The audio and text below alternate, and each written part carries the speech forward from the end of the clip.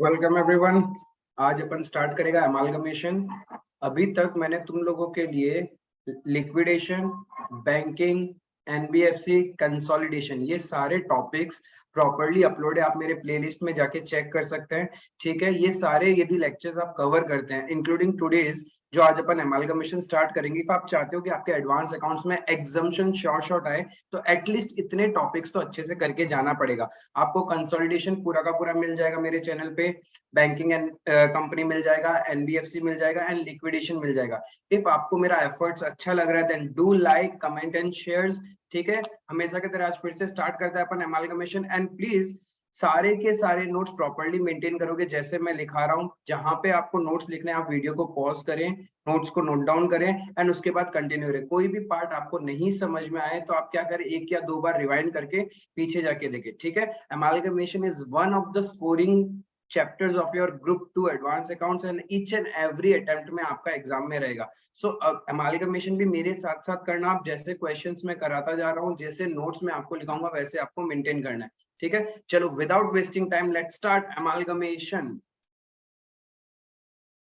एक छोटी सी रिक्वेस्ट, सच में यदि आपको मजा आ रहा है, सारे क्वेश्चंस क्लियर है, कंसेप्ट्स क्लियर है, तो प्लीज कमेंट करना ताकि मुझे और मोटिवेशन मिलेगा। मैं आप लोग के लिए आने वाले टाइम में accounting standards group 2 advance account सारे के सारे अकाउंटिंग स्टैंडर्ड्स अपलोड करने वाला हूँ। सो मुझे पता चल जाएगी कितने लोग इंटरेस्टेड है ताकि मैं और अच्छे से आपके लिए वीडियोस बना सकूं। ठीक है, इफ आपको मजा आ रहा है प्लीज कमेंट जरूर करना एंड चैनल को सब्सक्राइब कर लो ताकि जब भी मैं नेक्स्ट वीडियो अपलोड करूंगा आपको नोटिफिकेशन मिल जाएगा, आप फटाफट अपना सिलेबस कवर कर लोगे। चलो स्टार्ट करता है amalgamation. So we have to cover following topics in amalgamation.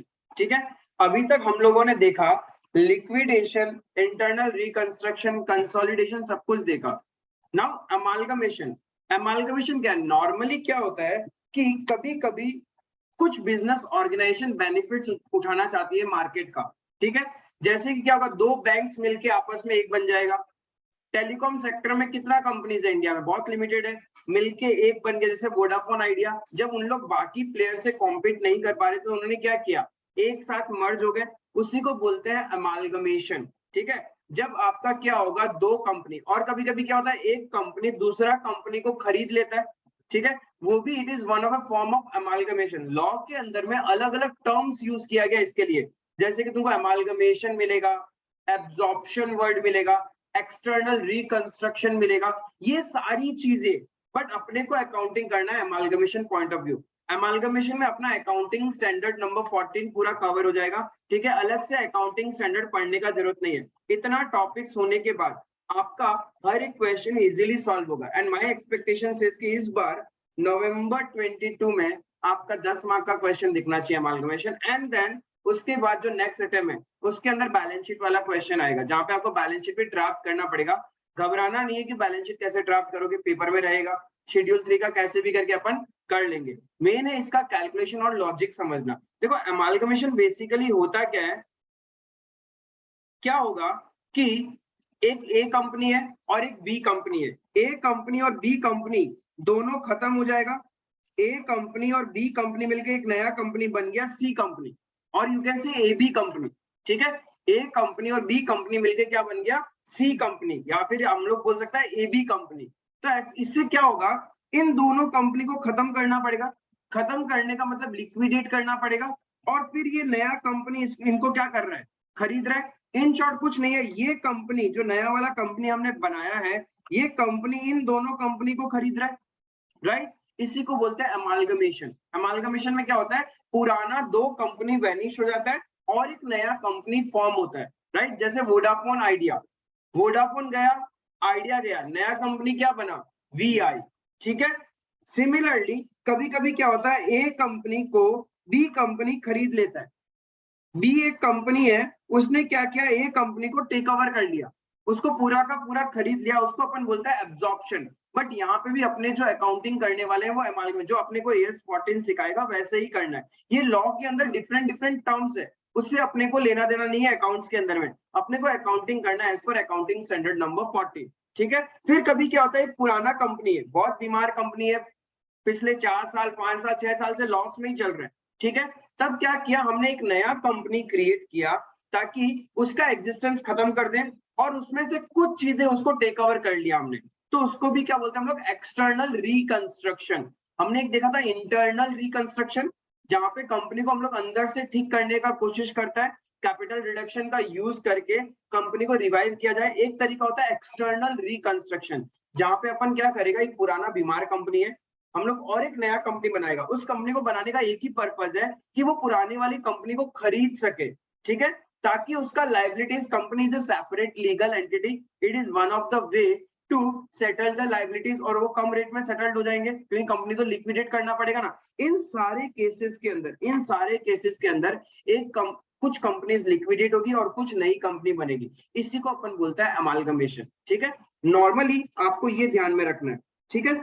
यहाँ पे आप देखोगे एक जन बिक रहा है और एक जन खरीद रहा है, राइट।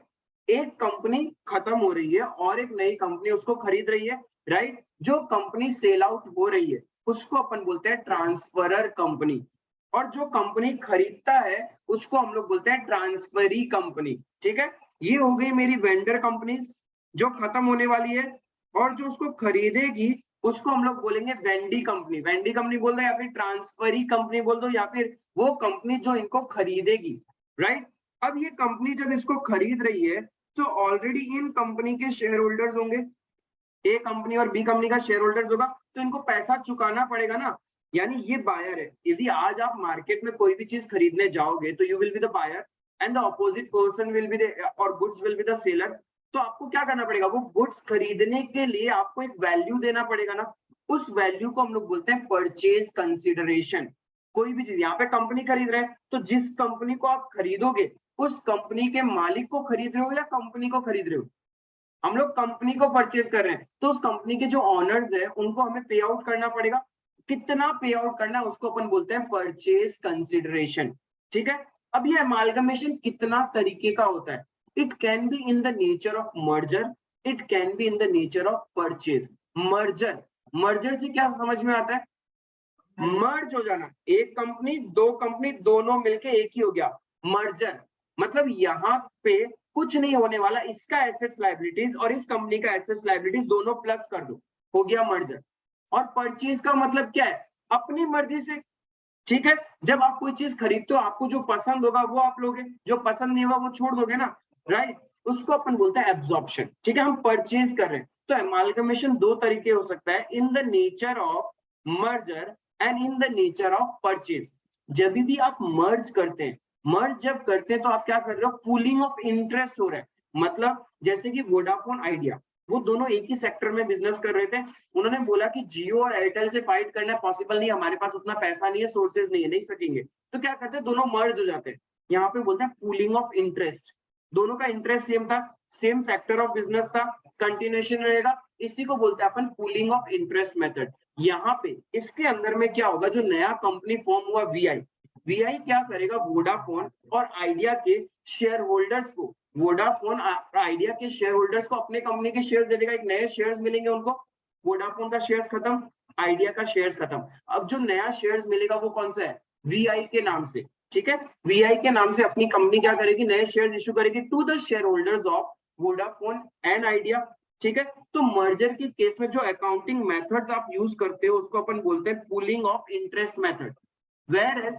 परचेज के केस में आप जो अकाउंटिंग मेथड यूज करते हैं उसको अपन बोलते हैं परचेज मेथड। ये चीज क्लियर है। अब प्रॉब्लम ये होता है क्वेश्चन में आइडेंटिफाई कर पाना कि क्वेश्चन मर्जर का है या क्वेश्चन परचेज का है, ठीक है। क्योंकि जब अपन कोई चीज खरीदते हैं, परचेज करते हैं ना, तो समटाइम्स क्या होता है कि सपोज सामने वाले सामान का रेट 100 रुपए था और हमने उसको 150 रुपए में खरीदा, तो हम एक्स्ट्रा पे करके भी खरीदते हैं ना, उस एक्स्ट्रा अमाउंट को क्यों पे करो, बिकॉज ऑफ गुडविल। और कभी कभी अपन क्या करते हैं, 100 रुपए के सामान को 80 रुपए में परचेज करते हैं, वो हमारे लिए प्रॉफिट है, उस प्रॉफिट को अपन बोलते हैं कैपिटल रिजर्व। लेकिन जब दो पर्सन मर्ज हो रहे हैं वहां पे तो ना गुडविल है और ना कैपिटल रिजर्व है, क्योंकि दोनों का इंटरेस्ट तो सेम ही रहेगा, क्लियर है, सेम शेयर होल्डर्स रहेंगे। तो आपको आइडेंटिफाई करना आना पड़ेगा कि मर्जर क्या होता है और परचेज क्या होता है। हमारे अकाउंटिंग स्टैंडर्ड नंबर 14 में 5 कंडीशंस बताए गए, इफ वो फुलफिल करते हो आप then it is a case of pure short merger. और इफ उसमें से एक भी पॉइंट एक भी पॉइंट यदि वायलेट होता है then it is a case of purchase. Merger का मतलब क्या होगा, 90% of the shareholders of old company become the shareholders of the new company, ठीक है।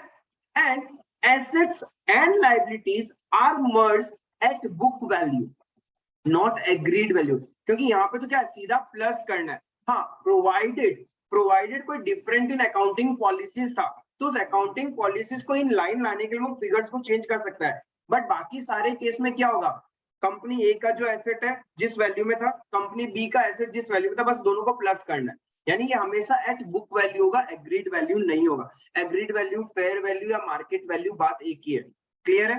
प्लस यहाँ पे हम लोग सिर्फ और सिर्फ शेयर होल्डर्स को पे करते हैं, सिर्फ और सिर्फ शेयर होल्डर्स को पे करेंगे बाय इश्यू ऑफ क्या, तुम लोगों ने नोट्स लिखा है, शेयर्स, ठीक है। तो ये चीज यहाँ पे इंपॉर्टेंट, पहला पॉइंट क्या था, all the assets and liabilities of transferor. Transferor कौन है, जो कंपनी बिक रहा है। दिमाग में पिक्चराइज कर लो कि ट्रांसफरर कौन होगा, जो अपने आप को बेच रहा है, ठीक है। दिमाग में पिक्चराइज कर लो कोई भी एक कंपनी जो अपने आप को बेच रहा है, ठीक है। एंड ट्रांसफरी कंपनी कौन होता है, जो खरीद रहा है, ठीक है। लेमन लैंग्वेज में जो बिक रहा है वो ट्रांसफरर है और जो खरीद रहा है वो ट्रांसफरी कंपनी। तो जो बिक रहा है उसके बुक्स को हमें क्लोज करना सीखना पड़ेगा और जो खरीद रहा है उसके बुक्स का अकाउंटिंग सीखना पड़ेगा, क्योंकि हमें तो अकाउंट्स के पॉइंट ऑफ व्यू से दोनों कंपनी का अकाउंटिंग करना पड़ेगा। अब जो कंपनी खत्म होने वाला है उस कंपनी को खत्म करेंगे और जो कंपनी खरीद के लेके जाएगा उसके बुक्स में क्या अकाउंटिंग करना, यही पर्पज है अमालगमेशन का, ठीक है।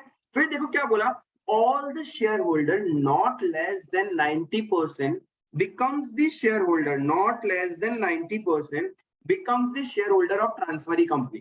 मतलब जो कंपनी खरीद रही है, मर्जर के केस में जब दो कंपनी मर्ज होता है और नया कंपनी बनता है तो उस नया कंपनी के अंदर जो पुरानी कंपनी के 90% शेयर होल्डर नई कंपनी में चले जाना चाहिए, ठीक है, इससे लेस नहीं, ये चीज ध्यान रखना।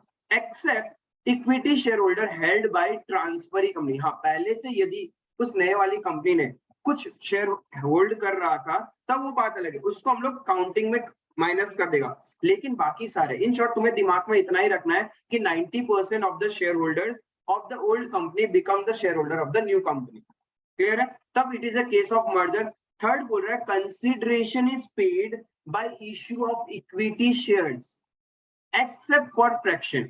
यानी इफ आप जो खरीद रहे हो, कंपनी को मर्ज कर रहे हो, उसमें जो शेयर होल्डर को पे किया जा रहा है वो सिर्फ इक्विटी शेयर्स में ही पे किया जा रहा है, नॉट एनी अदर केस, ठीक है। आप उसको बिजनेस की बाकी एसेट्स नहीं दे सकते, आप उनको डिबेंचर्स नहीं दोगे, प्रेफरेंस शेयर्स नहीं दोगे, सिर्फ क्या दोगे, इक्विटी शेयर्स में ही पे करोगे, क्लियर है। हाँ, एक्सेप्ट फॉर फ्रैक्शंस। कभी कभी क्या होता है, हम कैलकुलेशंस करते हैं, कुछ फ्रैक्शंस में आ जाता है, उस फ्रैक्शन जैसे कि सपोज ऐसा हो सकता है 543.33 शेयर्स, ठीक है, तो वो 0.33 शेयर्स तो इशू नहीं कर सकते ना, उतने पार्ट के लिए आप कैश पे कर सकते हो, फ्रैक्शन वाले पार्ट के लिए कैश पे कर सकते हो, बाकी जितना भी राउंडिंग ऑफ है उसके अंदर आपको क्या इश्यू करना पड़ेगा, ओनली इक्विटी शेयर्स। चौथा, मर्जर के केस, जैसे मैंने बोला वोडाफोन आइडिया मर्ज होंगे तो जो वीआई बना उसको क्या करना पड़ेगा, वोडाफोन आइडिया का जो बिजनेस था वो कंटिन्यू रहना पड़ेगा ना, अदरवाइज मर्ज करके फायदा क्या, राइट। तो इंटेंशन, मर्जर के केस में जो इंटेंशन है नया कंपनी का वो ये होना चाहिए कि हम पुराने बिजनेस को कंटिन्यू करेंगे। Business of transferor company is intended to be carried on by the transferee company after amalgamation. Amalgamation होने के बाद उसका बिजनेस कंटिन्यू रहेगा and assets and liabilities book value पे ही लेके जाएंगे except to ensure uniformity of accounting policy. If कोई अकाउंट, जैसे हो सकता है वोडाफोन फीफो मेथड फॉलो कर रहा था और आइडिया लीफो कर रहा था, तो इन लाइन दोनों का अकाउंटिंग पॉलिसीज को सेम करने के लिए हम लोग को स्टॉक को चेंज करना पड़ेगा तो वो अपन करेंगे, उसका प्रॉब्लम नहीं है। लेकिन बाकी केसेस में आपको क्या करना पड़ेगा, बुक वैल्यू में ही मर्ज करना है, मार्केट वैल्यू से कोई लेना देना नहीं है। इफ इन 5 कंडीशन में से कोई भी कंडीशन वायलेट होता है कि ऐसा हो रहा है कि हम लोग सिर्फ इक्विटी शेयर में पे नहीं कर रहे, हम लोग डिबेंचर्स भी दे रहे हैं, दूसरी एसेट्स भी दे रहे हैं शेयर होल्डर को, then it is a case of purchase, ठीक है। हम एसेट्स एंड लायबिलिटीज को बुक वैल्यू पे नहीं, मार्केट वैल्यू पे, एग्रीड वैल्यू पे लेके जा रहे हैं, then also it is a case of purchase, it will not be a case of merger. ये चीज क्लियर है। कंसिडरेशन मतलब कितना रुपए पे करना, मतलब दो मर्जर बोला तो इसमें कंसीडरेशन कैसे होगी? क्यों? क्योंकि जो नया कंपनी है उसका अपना वर्थ बढ़ जाएगा ना कंपनी का। दोनों कंपनी सेम वैल्यू पे नहीं होगा। हो सकता है वोडाफोन का शेयर प्राइस 50 रुपए, आइडिया का शेयर प्राइस 100 रुपीज, तो how this to share holders are at equal parallel? इन दोनों को इक्वल लाने के लिए नया वाला कंपनी शेयर इश्यू करेगा ना। जिसके पास वोडाफोन के 1000 शेयर है उसको कितना रुपए मिलना चाहिए? 50,000। और जिसके पास आइडिया के 1000 शेयर है उसको तो 1 लाख रुपए मिलना चाहिए ना। सिर्फ दोनों को सेम लेवल पे मर्ज कर दोगे तो किसी ना किसी के साथ क्या हो गया? इम्बैलेंस। ठीक है, पार्शियलिटी हो गया ना। इसीलिए बोलता है कंसिडरेशन तो पे करना ही पड़ेगा शेयर होल्डर्स को। बट हाँ, वो नए कंपनी के शेयर, देखो जिसके पास 1000 शेयर थे कंपेरेटिवली जो 1000 शेयर आइडिया कंपनी वाले के पास थे, किसी को तो ज्यादा मिलेगा ना नया वाला कंपनी में, इसीलिए कंसिडरेशन पे करना पड़ेगा। क्लियर है? यहाँ पे ऐसा नहीं है पापा का एक बिजनेस बेटा का एक बिजनेस मर्ज कर दिया तो एक दूसरे को क्या देना। यहाँ पे डिफरेंट डिफरेंट शेयर होल्डर्स होंगे। क्लियर है ये वाला चीज? तो मर्जर के केस में इफ ये 5 पॉइंट फुलफिल होते हैं then it is a case of merger. बाकी सारा केस में it will be a case of purchase. और जब आप खरीदते हैं कोई भी सामान तो अपने मर्जी से खरीदते हैं एट योर एग्रीड प्राइस, और वहां पे हमेशा गुडविल और कैपिटल रिजर्व आएगा ही आएगा। लेकिन कभी कभी क्या होता है, अपन जब मर्ज करते हैं ना, मर्ज करते हैं तो दो कंपनी, ए कंपनी बी कंपनी, ए और बी को मिला के हमने क्या बना दिया? ए प्लस बी बना के ए बी बना दिया। सपोज नया कंपनी का नाम है ए बी कंपनी। अब ये ए कंपनी के शेयर होल्डर को पे करेंगे, बी कंपनी के शेयर होल्डर्स को पे करेंगे। Sometimes the amount of shares issued by A B company is higher than the already existing share capital. कभी कभी क्या हो जाता है कि जो शेयर्स इश्यू कर रहा है A B company is higher than the existing share capital of A and B company. उस कंडीशन में वो जितना एक्सेस कैपिटल इशू किया गया है that is adjusted from general reserve. और मर्जर के केस में सारा का सारा रिजर्व्स एंड सरप्लस भी मर्ज होता है। Whereas in case of purchase आप कंपनी खरीदते हो, कंपनी के मालिक को नहीं खरीदते। और मालिक का पैसा बोले तो share capital plus reserves and surplus, तो आप उस टाइम वो नहीं खरीदते। आप क्या खरीदते हो? एसेट्स एंड आउटसाइड लायबिलिटीज, जितना जितना आपका मन है। आई बात समझ में? Whereas in case of merger क्या होगा? रिजर्व्स एंड सरप्लस भी आपके मर्ज हो जाएंगे। ठीक है, चाहे वो जनरल रिजर्व है, चाहे वो पीएनएल का बैलेंस है, चाहे वो कुछ भी है। क्लियर है ये चीज? हाँ, बस परचेज के केस में कभी कभी क्या होता है, लॉ ने कुछ रिजर्व्स ऐसे बना रखे जिसको अपन स्टैट्यूटरी रिजर्व्स बोलते हैं, यानी लॉ के बाउंडिंग रिजर्व्स है, कंपनी को मेंटेन करना होता है। इफ आप ए कंपनी बी कंपनी को खरीदेगा और ए कंपनी के अंदर में कोई स्टैट्यूटरी रिजर्व था तो कंपलसरी है उसको वो भी लेके जाना पड़ेगा, मेंटेन उतना करना पड़ेगा। उस कंडीशन में आपको क्या ट्रीटमेंट करना है अपन आगे सीखेगा। बट अभी तक समझ में आया what is amalgamation in the nature of merger and in the nature of purchase. Merger में कुछ नहीं होता, दोनों एक साथ अटैच हो जाएगा, एट बुक वैल्यू अटैच होगा, 90% और सिर्फ इक्विटी शेयर्स में अपन पे करेगा, फ्रैक्शन के लिए कैश पे कर देगा। क्लियर है? एंड बिजनेस कंटिन्यू रहेगा same. Whereas in case of purchase business continue रहे जरूरी नहीं है। क्लियर है? सारे के सारे शेयर होल्डर्स हमारे कंपनी के शेयर होल्डर्स बने ये भी कोई जरूरी नहीं है। ठीक है, उस कंडीशन में हम लोग बुक वैल्यू पे एसेट्स एंड लायबिलिटीज लेके आएंगे? नहीं, कोई जरूरी नहीं है। इफ एग्रीड वैल्यू तो agreed value, if agreed value is missing then obviously हमने बुक वैल्यू पे ही खरीदा होगा। इफ मार्केट वैल्यू या फेयर वैल्यू सामने वाला नहीं बताएगा कि मैंने कितने में खरीदा, तो सामने वाले की बुक्स में जो वैल्यू था उसी पे खरीदा होगा हमने, तो उस वैल्यू पे लेके आएंगे। वहां पे आपको डील करने पे कभी कभी फायदा होता है और कभी नुकसान होता है। फायदा is known as capital reserve and नुकसान इज नोन एज गुडविल। नुकसान तो कुछ नहीं है, आप एक्स्ट्रा पे कर रहे हो because of the goodwill. Whereas in case of merger there is no goodwill और capital reserve. If excess capital issue कर भी दिया then it is adjusted through the general reserve. वो जनरल रिजर्व से अपन माइनस कर देते हैं with the new name amalgamation adjustment बोल के, या फिर एडजस्टमेंट फॉर एमालगमेशन। एमालगमेशन करने की वजह से शेयर कैपिटल इंक्रीज हो रहा है, जितना शेयर कैपिटल इंक्रीज होगा एक्स्ट्रा उतने से ही अपन रिजर्व्स माइनस कर देंगे, क्योंकि शेयर होल्डर फंड में share capital and reserve and surplus मालिक का ही होता है। मालिक का कैपिटल इंक्रीज हुआ तो ऑटोमेटिकली रिजर्व्स उसके कम हो जाएंगे, इसी को अपन बोलते हैं कैपिटलाइजेशन ऑफ प्रॉफिट। ठीक है, एमालगमेशन में भी ऐसा होता है। क्लियर है ये वाला चीज? तो पहला पॉइंट में कोई डाउट कि एमालगमेशन कितना तरह का है? दो तरह का, इन the nature of merger, in the nature of purchase. Merger है तो जो अकाउंटिंग मेथड लगेगा वो होगा मेरा पुलिंग ऑफ इंटरेस्ट मेथड। वहां पे अपन क्या कर रहे हैं, पूरा का पूरा दो कंपनी का इंटरेस्ट को पुल कर रहा है और एक साथ लेके आ रहा है। Whereas in case of purchase method क्या लगेगा, परचेज मेथड, जो जो मर्जी होगा वो अपन खरीदेगा। फिर ये कंडीशंस देगा। अब देखो दो कंपनी समझ में आया अमालगमेशन में, एक ट्रांसफरर कंपनी और एक ट्रांसफरी कंपनी। ट्रांसफरर कंपनी कौन है, वो कंपनी जो अपने आप को बेच देगा, बिकने वाला कंपनी, बंद होने वाला कंपनी। और ट्रांसफरी कंपनी कौन, जो कंपनी खरीद रहा है। क्लियर है, यहां तक कोई डाउट नहीं है। अब देखो यही चीज जो अभी हमने डिस्कस किया वही डिस्टिंग्विश है। sometimes it is a probability that they ask you in your question number 6 distinguish between merger and purchase। ठीक है, रेयरेस्ट ऑफ द टाइम ऐसा होता है, बट बाई चांस पूछ सकते हैं। तो आपको जब मर्जर और परचेज नॉर्मली क्लियर होगा ना, तो ऐसे ही हो जाएगा। मर्जर के अंदर क्या होता है, सारा का सारा एसेट्स एंड लायबिलिटीज ट्रांसफर होगा, कुछ भी नहीं छोड़ेंगे, सब कुछ प्लस कर देंगे। वेयर परचेज के केस में क्या होता है, जो मर्जी होगा वही अपन खरीदेंगे। मुझे ये एसेट्स चाहिए, मुझे ये लायबिलिटीज लेके जाऊंगा, बाकी मैं कुछ नहीं लेके जाऊंगा आपकी कंपनी का। ठीक है, वो तो बायर के ऊपर डिपेंड करता है। तो all the assets and liabilities may not be transferred. Where is in case of merger 90% of the equity holder become equity holder in transferee company. और ऐसा कोई जरूरी नहीं है कि पुराने शेयर होल्डर नए कंपनी के शेयर होल्डर्स बने इन केस ऑफ परचेज। उनकी मर्जी, उन लोग बोले नहीं हमें हमारा पैसा दो, हमको नहीं आना आपकी कंपनी के अंदर में। आप हमारी कंपनी खरीद रहे हो कि वेल एंड गुड, हमें हमारा पैसा दो, काम खत्म, मुझे आपसे इक्विटी शेयर्स नहीं चाहिए। क्लियर है। फिर purchase consideration, purchase consideration merger के केस में कैसे डिस्चार्ज करेंगे, सिर्फ इक्विटी शेयर्स इश्यू करके प्रोवाइडेड फ्रैक्शंस के लिए हम लोग क्या कर सकते हैं, कैश दे सकते हैं।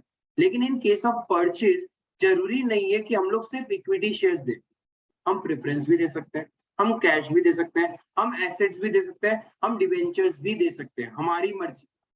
सामने वाला बायर कुछ भी, सेलर, सामने वाला सेलर जो चीज एक्सेप्ट करने को रेडी है उस चीज से हम लोग क्या करेगा, सेटलमेंट कर देगा। परचेज कंसिडरेशन का मतलब क्या है, the value at which that particular company is bought, मतलब net assets of that company has been bought. जैसे व्हाट्सएप, फेसबुक ने क्या किया था, व्हाट्सएप को खरीदा था ना, ठीक है, वो भी तो क्या परचेज ही है, एब्जॉर्प्शन, उसको अपन क्या बोलते हैं, एब्जॉर्प्शन। लेकिन उस कंडीशन में क्या हुआ, व्हाट्सएप तो चल ही रहा है और फेसबुक भी चल रहा है। अब देखो same business is intended to be carried by transferring company. Merger के केस में तो सेम बिजनेस चलाना ही पड़ेगा ना, वरना मर्जर करके फायदा क्या। Whereas in case of purchase जरूरी नहीं है इंटेंशन हो, मेरा मर्जी, मैंने उस कंपनी को खरीदा, खत्म ही कर दिया, बहुत पैसा था, कंपटीशन से हटाना था मार्केट से, मैंने खरीदा और उसको चलाता ही नहीं हुआ, मेरी मर्जी है। क्लियर है ये चीज।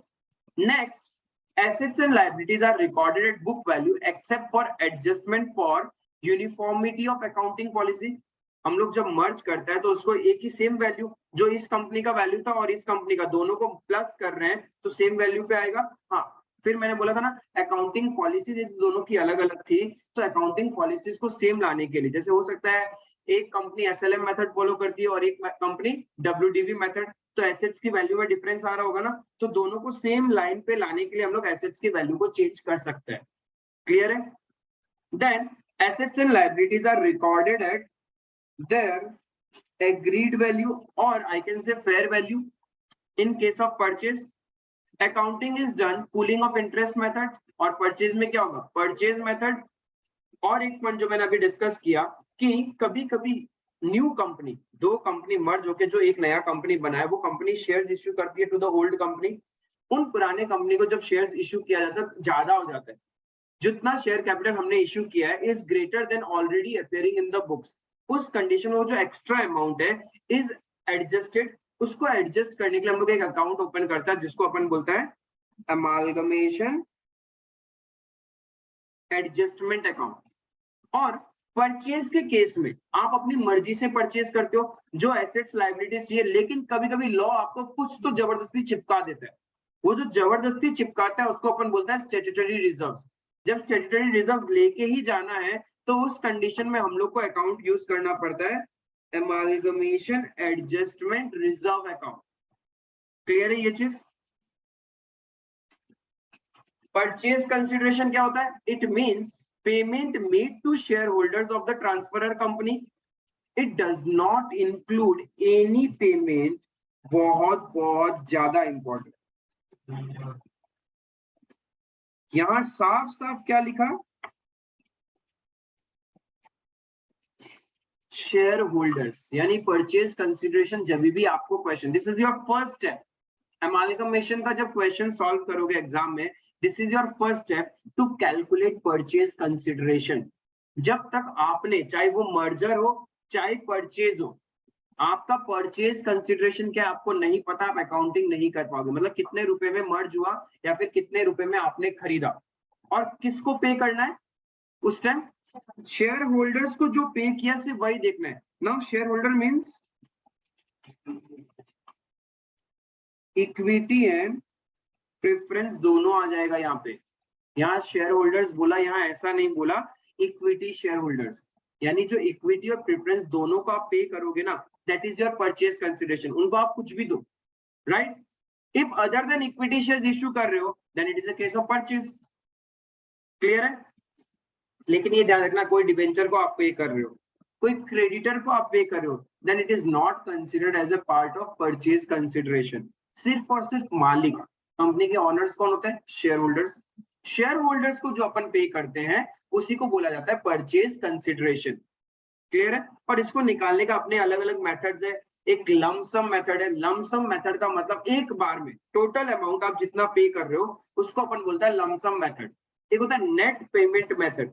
नेट पेमेंट का मतलब होता है इक्विटी को क्या क्या दिया, प्रेफरेंस को क्या क्या दिया, फिर हम लोग क्या निकालते हैं, टोटल परचेज कंसिडरेशन। एक होता है दोनों को मिला के टोटल इतना पैसा पे कर रहे हैं, दैट इज लमसम। और नेट पेमेंट के अंदर इक्विटी वालों को क्या दिया और प्रेफरेंस वालों को क्या क्या दिया। जरूरी नहीं है आप इक्विटी और प्रेफरेंस को सेम समान दें। कभी कभी क्या होता है, प्रेफरेंस वालों को तो सिर्फ प्रेफरेंस देते हैं हम लोग, इक्विटी वालों को क्या करते हैं हम, इक्विटी भी देते हैं और कैश भी देते हैं। ठीक है, तो ये कुछ भी हो सकता है, इट डिपेंड्स अपॉन क्वेश्चन। उसके बाद net asset method. Net asset method का मतलब क्या हो गया, total assets minus outside liabilities. तो आपको परचेज कंसिडरेशन पता चल जाएगा कितने रुपए में, तो उस तरीके से भी निकालना पड़ सकता है। एंड एक होता है इंट्रिंसिक वैल्यू और share exchange method. What is intrinsic value? Intrinsic value का मतलब कंपनी के शेयर का आज का वैल्यू। ठीक है, आज का वैल्यू। ऐसा हो सकता है एक कंपनी है जिसका आज का शेयर प्राइस का वैल्यू है 20 rupees, whereas B company है जिसका शेयर प्राइस है 30 रुपीज। तो बी कंपनी अपने ही शेयर इशू करेगा ना ए कंपनी को। तो ए कंपनी को पहले देखना पड़ेगा, वो ऐसे नहीं देखेगा कि मेरे number of shares multiply by face value. Suppose A company B company, इसके पास 10,000 शेयर्स है, फेस वैल्यू 10 रुपए, लेकिन इसका आज का इंट्रिंसिक वैल्यू है 20 रुपए और इसका आज का इंट्रिंसिक वैल्यू है 30 रुपए, मतलब market value of the shares. जब बी कंपनी अपने शेयर्स इश्यू करेगा तो फेस वैल्यू पे करने से रहा, जब मार्केट में ही उसका शेयर 30 रुपए का, आज उसको पता है उसकी कंपनी का वर्थ 30 रुपीज पर शेयर है, तो वो 30 रुपए में ही इश्यू करेगा प्रीमियम में। तो ए कंपनी बोलो फेस वैल्यू पे एक्सेप्ट कर लेगा क्या? ए कंपनी को भी कितना पैसा चाहिए, 10,000 इंटू 10 लेगा या 10,000 इंटू 2 20? अपने आप को बेच रहा है ए कंपनी, किस वैल्यू पे बेचेगा, फेस वैल्यू पे बेचेगा या फिर आज के वैल्यू पे बेचेगा? अपने आप को, अपने आप को आज के वैल्यू पे बेचेगा ना। मतलब 10,000 इंटू 20, इतना रुपीज ए कंपनी को चाहिए, तो बी कंपनी कितने शेयर्स इश्यू करेगा, 10,000 इंटू 20, इतना तो चाहिए ए कंपनी को। उसके लिए बी कंपनी अपना 30-30 रुपए का एक एक शेयर देगा, मतलब इतने number of shares B company issue करने वाला है। 6,666.66 आ रहा है। Now there comes fraction. इस फ्रैक्शन के लिए वो क्या करेगा, कैश दे देगा। इस फ्रैक्शन के लिए वो कैश दे देगा। आई बात समझ में? ये होता है आपका इंट्रिंसिक वैल्यू और शेयर एक्सचेंज मेथड। और ये सारा क्वेश्चन में इजीली दिया हुआ रहता है, एज पर द डेटा आपको क्लिक कर जाएगा कि किस तरीके से आपको निकालना है। समझ में? और जितना भी परचेज कंसिडरेशन एक बार अपन जब इंस्टीट्यूट का मॉड्यूल से करेगा तो इलस्ट्रेशन नंबर 1 से लेके illustration number 4 purely focuses on purchase consideration. वहां पे अपन प्योरली परचेज कंसिडरेशन निकालना सीख लेगा। उसके बाद में हम लोग क्वेश्चन देखेगा मर्जर के ऊपर। अब मर्जर जब करना है ए कंपनी बी कंपनी दोनों मिलके क्या बनेगा, ए बी कंपनी। तो मुझे ए कंपनी को खत्म करना सीखना पड़ेगा, बी कंपनी को खत्म करना सीखना पड़ेगा, और ए बी कंपनी में क्या अकाउंटिंग होगा वो सीखना पड़ेगा। Then it is a case of merger. और परचेज के केस में क्या होगा, A company B company, A B को खरीदेगा। तो यहाँ पे परचेज के केस में नॉर्मली पुरानी कंपनी का अकाउंटिंग आपसे इतना नहीं पूछता, जितना आपसे नया वाला कंपनी क्या क्या अकाउंटिंग करेगा वो पूछेगा। याद है पार्टनरशिप के अंदर पार्टनरशिप डिसॉल्व करना होता तो आप क्या करते थे, रियलाइजेशन अकाउंट। सिमिलरली यहाँ पे भी जब कंपनी को आपको खत्म करना है, लिक्विडेट करना है, उस कंडीशन में भी अपन जो अकाउंट यूज करेंगे उसको बोलता है रियलाइजेशन अकाउंट। क्लियर? वो तो वॉलेंटरी लिक्विडेशन केस। यहाँ पे तो कोई खरीद रहा है, नई कंपनी बना रहा है, ठीक है, यहाँ ट्रिब्यूनल का कोई काम नहीं है, इसलिए इसको लिक्विडेशन बोला जा रहा है। बंद कर रहे हैं बस एक बार के लिए, ताकि वो नया कंपनी के नाम से सब कुछ ट्रांसफर हो जाए। उसमें तो क्या होता है, लिक्विडेट, खत्म, कहानी खत्म, कोई खरीद नहीं रहा है, कंपनी को पूरा हमने डिसॉल्व कर दिया, कंपनी चल ही नहीं पा रही है। क्लियर? फिर देखो हमने लिखा था स्टैट्यूटरी रिजर्व्स। स्टैट्यूटरी रिजर्व्स होता क्या है, वो रिजर्व जो गवर्नमेंट ने बोला है बना के रखना पड़ेगा बिजनेस में, जैसे कि आपका export profit reserve, investment allowance reserve, ठीक है, इस टाइप के अजीबोगरीब रिजर्व्स के नाम जब क्वेश्चन में मिलेगा ना, तो मान लेना कि ये स्टैट्यूटरी रिजर्व्स है। इन स्टैट्यूटरी रिजर्व्स को कंपनी लॉ क्या बोलते हैं, आपको मेंटेन करना ही पड़ेगा। नॉर्मली परचेज के केस में, सपोज ए कंपनी है और एक बी कंपनी है। बी कंपनी जब ए कंपनी को खरीदेगा तो उसकी एसेट्स एंड लायबिलिटीज को खरीदेगा, मालिक को तो नहीं खरीदेगा ना, और मालिक का मतलब share capital and reserves and surplus. तो ये भी तो एक रिजर्व ही है, चाहे स्टैट्यूटरी हो, रिजर्व ही है ना। No reserves other than statutory reserves of transferor company is incorporated in transferee company. Suppose A company के बुक्स में जनरल रिजर्व था, P&L का बैलेंस था और एक्सपोर्ट प्रॉफिट रिजर्व था। तो जो ये बी कंपनी ए कंपनी को खरीद रहा है ना, वो P&L और जनरल रिजर्व को नहीं लेके जाएगा, क्योंकि वो तो मालिक का होता है। लेकिन ये जो स्टैट्यूटरी रिजर्व्स है, इसको क्या करेगा, इसको इनकॉर्पोरेट करना ही पड़ेगा अपनी बुक्स के अंदर में, राइट। इन कॉर्पोरेशन के लिए उसको अपने बुक्स में एक अकाउंटिंग एंट्री पास करना पड़ेगा। उस अकाउंटिंग एंट्री के लिए हम लोग ओपन करता है अमालगमेशन एडजस्टमेंट रिजर्व अकाउंट। अपने बुक्स में रिजर्व्स को लेके आना है, तो रिजर्व्स क्रेडिट होगा, बिकॉज रिजर्व्स आर लायबिलिटी। तो डेबिट किसको करें, डेबिट करते हैं अपन अमालगमेशन एडजस्टमेंट रिजर्व अकाउंट। तो इसका प्रेजेंटेशन कैसे करेंगे, याद है डिबेंचर के इश्यू ऑफ डिबेंचर आपने बचपन में फाउंडेशन में पढ़ा था। कोलैटरल सिक्योरिटी में आप डिबेंचर्स देते थे, कोलैटरल सिक्योरिटी के केस में आप डिबेंचर सस्पेंस अकाउंट ओपन करते थे, और debenture suspense being a debit balance आप लोग क्या करते थे, लायबिलिटी साइड में ही रिजर्व्स एंड सरप्लस में डिबेंचर्स के लाइन में आप उसको माइनस कर देते थे। सिमिलरली ये जो है अमालगमेशन एडजस्टमेंट रिजर्व, आप भी इसको क्या करोगे, रिजर्व्स एंड सरप्लस में अलग से लाइन आइटम अलग से आप इसको लिखोगे अमालगमेशन एडजस्टमेंट रिजर्व बोल के, और नेगेटिव दिखाओगे। सेट ऑफ नहीं करोगे आप, इसके साथ सेट ऑफ नहीं कर सकते, इसको अलग से शो करोगे बुक्स ऑफ अकाउंट्स में, और फिर नीचे में रिजर्व्स एंड सरप्लस के अंदर ही आप इसको अलग से दिखाओगे as a negative balance. Since इस लेजर का डेबिट बैलेंस आएगा, बिकॉज आप डेबिट किया, आप इसका लेजर बनाओगे तो इसका क्या होगा, डेबिट साइड ही ज्यादा आ रहा होगा। तो नॉर्मली डेबिट बैलेंस जो जिस लेजर का भी होता है, हम लोग को किधर दिखाना होता है, एसेट साइड में। But rather than showing it on the asset side, हम लोग इसको कहां दिखाएगा, लायबिलिटी साइड में under reserves and surplus. Clear है? एंड सेकंड पॉइंट जो हमने डिस्कस किया था कि मर्जर के केस में यदि न्यू कंपनी एक्सेस कैपिटल पे करता है ट्रांसफरर कंपनी को, उस कंडीशन में वो जो एक्सेस कैपिटल है is adjusted through general reserve. मतलब जो मर्ज होने के बाद जो कंपनी का रिजर्व आया है जनरल रिजर्व, उसको अपन कम कर देगा, माइनस कर देगा, और आपका शेयर कैपिटल का वैल्यू इंक्रीज हो जाएगा। ये दो पॉइंट आपको ध्यान में रखना है। क्लियर है यहां तक? यहां तक कोई डाउट है क्या?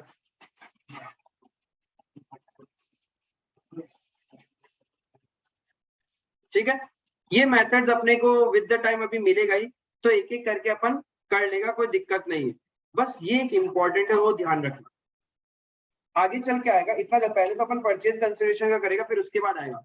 सोचो एक ए कंपनी है, ए कंपनी जिसका नेट एसेट का मतलब होता है total assets minus outside liabilities. A company है जिसका नेट एसेट्स है 200 करोड़, बी कंपनी उसको खरीद रहा है at a value of 250 crore. 50 crore तो क्या हो गया, एक्स्ट्रा पे कर रहा है, that is the goodwill, goodwill के लिए पे कर रहा होगा। अब पुराना कंपनी को खत्म करना है। पुराना कंपनी जब आप खत्म करोगे तो उसमें लिक्विडेशन का एक्सपेंस हुआ, सपोज लिक्विडेशन का एक्सपेंस हुआ 22 करोड़ का, 2 करोड़ का लिक्विडेशन एक्सपेंस हुआ। और ट्रांसफरी कंपनी कौन था, बायर, वो बोलता है टेंशन मत लो हम पे कर देगा। ये कंपनी बंद हो रहा है, पुराना वाला ट्रांसफरर कंपनी, और उसका लिक्विडेशन का एक्सपेंस कौन बियर करेगा, ट्रांसफरी कंपनी। यानी एक तरह से देखो 200 करोड़ का नेट एसेट्स घर पे आया, उसके लिए पे कर रहा है 250 करोड़, तो 50 करोड़ तो एक्स्ट्रा दे ही रहा है। अलग से 2 करोड़ रुपए क्या कर रहा है, वो लिक्विडेशन का एक्सपेंस भी पे कर रहा है ना। तो एज ए लेमैन सोचे तो मैंने 252 करोड़ पे किया है to acquire the net assets of 200 crore. इसलिए लिखा the transferee company bears, if transferee company bears the expense of liquidation of transferor company, यानी जो कंपनी बंद हो रहा है उसका खर्चा खरीदने वाले कंपनी बियर करेगी। उस कंडीशन में वो जो एक्सपेंस है ट्रांसफरी कंपनी अपने बुक्स में कैसे दिखाएगा, एक गुडविल आ रहा था तो गुडविल बढ़ जाएगा। और सपोज ऐसे भी तो हो सकता है 200 करोड़ का बिजनेस था और हमने परचेज किया 180 करोड़ में, 220 करोड़ का प्रॉफिट हुआ हमें, 200 करोड़ का business we bought it for 180 crore, 20 crore का प्रॉफिट। अलग से मैंने उसको बोला कि मैं 2 करोड़ का लिक्विडेशन एक्सपेंस पे कर दूंगा। क्या प्रैक्टिकली 20 करोड़ का प्रॉफिट हुआ है, क्या 18 करोड़ का प्रॉफिट हुआ है, बिकॉज 2 करोड़ तो अलग से देना पड़ रहा है ना। तो आपका नेट फायदा कितना हुआ, 18 करोड़। तो इसीलिए बोला जब आपका लिक्विडेशन एक्सपेंस या तो क्या होगा कैपिटल रिजर्व से माइनस, या फिर हम लोग का गुडविल को बढ़ा देगा कि हमने एक्स्ट्रा पे किया। ये पॉइंट इंपॉर्टेंट है, आपको ध्यान में रखना है, ये ध्यान रखना। मिस्टेक कर देते हैं इसमें, लिक्विडेशन का एक्सपेंस का एंट्री में आप मिस्टेक कर दोगे। वेयर इज यही liquidation expense if transferor company खुद बियर करता तब कोई टेंशन है क्या, तब तो उसका कैश कम हो जाएगा, nothing more than that, realisation account debit to cash account. Clear है यहाँ तक। सो ये है बेसिक्स, जहां पे अब देखो इस एमालगमेशन में करना क्या है, या तो क्वेश्चन में आइडेंटिफाई करना है सबसे पहले कि मर्जर का क्वेश्चन है या फिर परचेज का क्वेश्चन है। सेकेंडली सबसे पहले मुझे निकालना होता है परचेज कंसिडरेशन, कितने रुपए में आपने उस कंपनी को एक्वायर किया है या फिर मर्ज किया है। ठीक है, देखते हैं। और परचेज कंसिडरेशन में क्या होता है, किसको पे किया वो ध्यान में रखना है। सारा का सारा share holders, debenture holders and creditor को जो जो पे किया वही तो मेरा परचेज कंसिडरेशन है। दैट जो सिर्फ शेयर होल्डर्स को हमने पे किया है, डिवेंचर होल्डर्स एंड क्रेडिटर्स को जो पे किया है वो मेरा परचेज कंसिडरेशन नहीं है। मालिक को जो पे करते हो ना वही आपका परचेज कंसिडरेशन है, ये ध्यान में रखना है। क्लियर है ये चीज। देखो प्रैक्टिकल क्वेश्चन से स्टार्ट करेगा, आराम से एक एक करके रिजॉल्व हो जाएगा। और रही बात शेड्यूल 3 के बैलेंस शीट की, शेड्यूल 3 का बैलेंस शीट आपको पेपर में बना हुआ ही मिल जाएगा। एग्जाम हॉल में कोई ना कोई क्वेश्चन का शेड्यूल 3 का फॉर्मेट रहेगा, बस एज इट इज छाप देना उसको, तो उसमें इतनी मेहनत टेंशन लेने की बात नहीं है।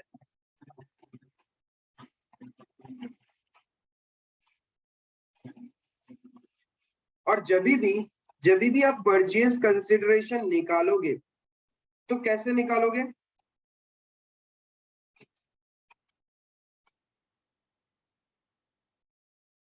Statement of purchase consideration.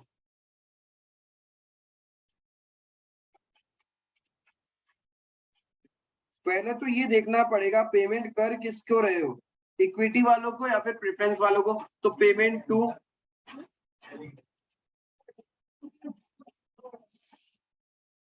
Payment in किस वे में, इफ इक्विटी वालों को कैश दे रहे हो, इक्विटी दे रहे हो, प्रेफरेंस दे रहे हो, क्या दे रहे हो तुम, तो वो क्या पेमेंट इन। देन इधर अमाउंट कितना आप पे कर रहे हो, तो आपको मिल जाएगा परचेज कंसिडरेशन। इस फॉर्मेट में अपन बनाएगा। ठीक है,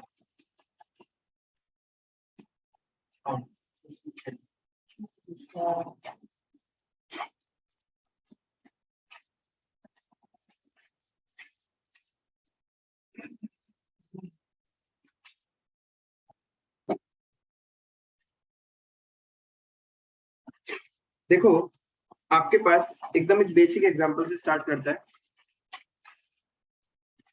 बैलेंस शीट दिया हुआ है एक्स लिमिटेड का, शेयर कैपिटल है, रिजर्व एंड सरप्लस है, इन सब का नोट्स भी है, ये ध्यान रखना। नोट्स भी है, नोट्स टू अकाउंट्स में कुछ ना कुछ लिखा हुआ रहेगा। फिर बोरोइंग, ट्रेड पेबल्स, जैसे बैलेंस शीट दिया हुआ है एक्स लिमिटेड का। नीचे क्या बोला, other information, Y limited takes over X limited. क्या कर रहे हैं, वाई लिमिटेड एक्स लिमिटेड को खरीद रहा है। तो वाई लिमिटेड कौन हो गया, ट्रांसफरी, और एक्स लिमिटेड ट्रांसफरर। 10 अप्रैल को खरीद रहा है। कैसे खरीद रहा है, debenture holders of X limited are discharged by Y limited. यानी जो खरीद रहा है वाई लिमिटेड, उसने क्या किया, एक्स लिमिटेड के डिबेंचर होल्डर को डिस्चार्ज किया at 10% premium by issuing 15% on debenture of Y limited. Debenture holder को पे कर रहा है वो। Secondly 14% preference share holder of X limited are discharge at a premium of 20% by issuing necessary number of 15% preference shares of Y limited। Preference share वालों को क्या दे रहा है, प्रेफरेंस शेयर्स दे रहा है। इंट्रिंसिक वैल्यू पर share of X limited is ₹20। आज x limited का वैल्यू कितना है, 20 रुपए, and that of Y limited it is 30। Y limited will issue equity shares to satisfy the equity shareholders of X limited on the basis of intrinsic value। However, the entry should be made at par value। मतलब journal entry तो par value पे ही होगा, यानी number of shares निकालने के लिए intrinsic value चाहिए, लेकिन जो शेयर्स इश्यू कर रहा है वो पार वैल्यू में।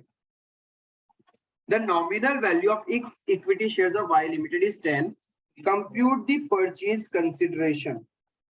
Purchase consideration मतलब payment made to shareholders, payment made to debenture holders को consider करोगे क्या। पॉइंट नंबर 2 में तो क्या बोला है, डिबेंचर होल्डर्स को पे कर रहा है Y limited. Y limited is the company which is taking over the X limited. X limited seller, Y limited buyer. Buyer क्या कर रहा है, सेलर का डिबेंचर्स को पे कर रहा है। क्या ये परचेज कंसिडरेशन का पार्ट होगा क्या, बिल्कुल भी नहीं होगा। तो क्या होगा, जो जो प्रेफरेंस शेयर्स को दिया और इक्विटी शेयर्स को दिया है, प्रेफरेंस शेयर्स को कैसे पे कर रहे हैं, एट ए प्रीमियम ऑफ 20%। तो प्रेफरेंस शेयर्स है कितने, 25 लाख बोल सकते हैं। देखो ना 3 जीरो ऊपर में है, तो उसको कितने में पे करोगे आप, 20% प्रीमियम, यानी प्लस 20%। इनको कितना दे रहे हैं, 30,000, 3,000 रुपीज इन 1000 जो चल रहा है, चल ही रहा है, 3,000 दे रहे हैं। Equity share holder, equity share holder को कितना पे करोगे, बोलता है आज एक्स का इक्विटी शेयर का वैल्यू है 20 रुपए, तो टोटल एक्स के इक्विटी शेयर्स कितने हैं, 7,50,000 शेयर्स। वो हर एक शेयर होल्डर 20 रुपए से नीचे तो मानेगा ही नहीं, क्योंकि उसको मार्केट में 20 रुपए मिल रहा है। तो इंटू 20 इतना इक्विटी शेयर्स को दे रहा है। कैसे दे रहा है, Y limited by issuing his own ₹30 equity shares.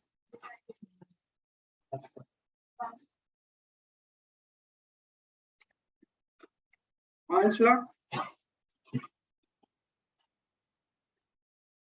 Clear है ये चीज। तो यहाँ कितना आ जाएगा, इतना दे रहा है अपन। तो यही तो मेरा परचेज कंसिडरेशन है, जो इक्विटी और प्रेफरेंस को आप पे कर रहे हो। ये तो क्या निकाला आपने, नंबर ऑफ शेयर्स निकाला ना। 5 lakh number of shares multiply bye 10 रुपए, एट पार वैल्यू इश्यू करेगा, तो कितना आ गया, 50 लाख। यानी इधर मैं लिख सकता हूं 5,000। सो टोटल वाई लिमिटेड जो एक्स लिमिटेड को खरीद रहा है, कितने रुपए में खरीद रहा है,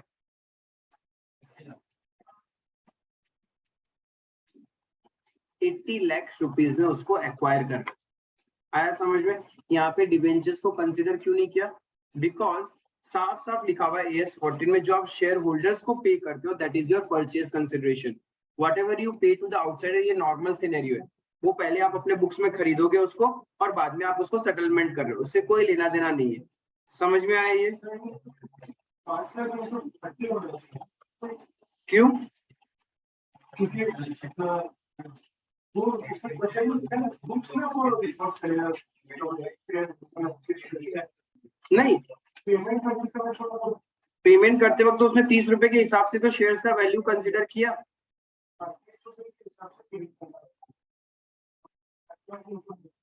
तो हमने ऊपर भी तो उसका फेस वैल्यू कहाँ लिया? ऊपर भी तो फेस वैल्यू नहीं लिया। फिर से इंट्रिंसिक वैल्यू वाला पॉइंट पढ़ो, फिर से देखो क्या दिक्कत है।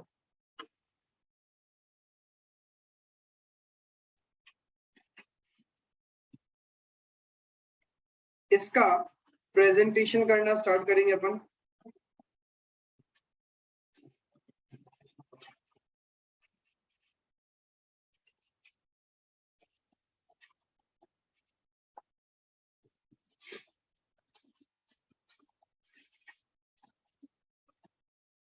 मुझे समझ में आया? देखो क्या बोल रहा है, 20 रुपए का उसका आज का इंट्रिंसिक वैल्यू है एक्स कंपनी का, और वाई कंपनी का 30 रुपए का इंट्रिंसिक वैल्यू। मतलब क्या हो रहा है, 20 रुपए की शेयर्स की कंपनी के बदले में वो अपना 30 रुपए की कंपनी का शेयर्स दे रहे हैं।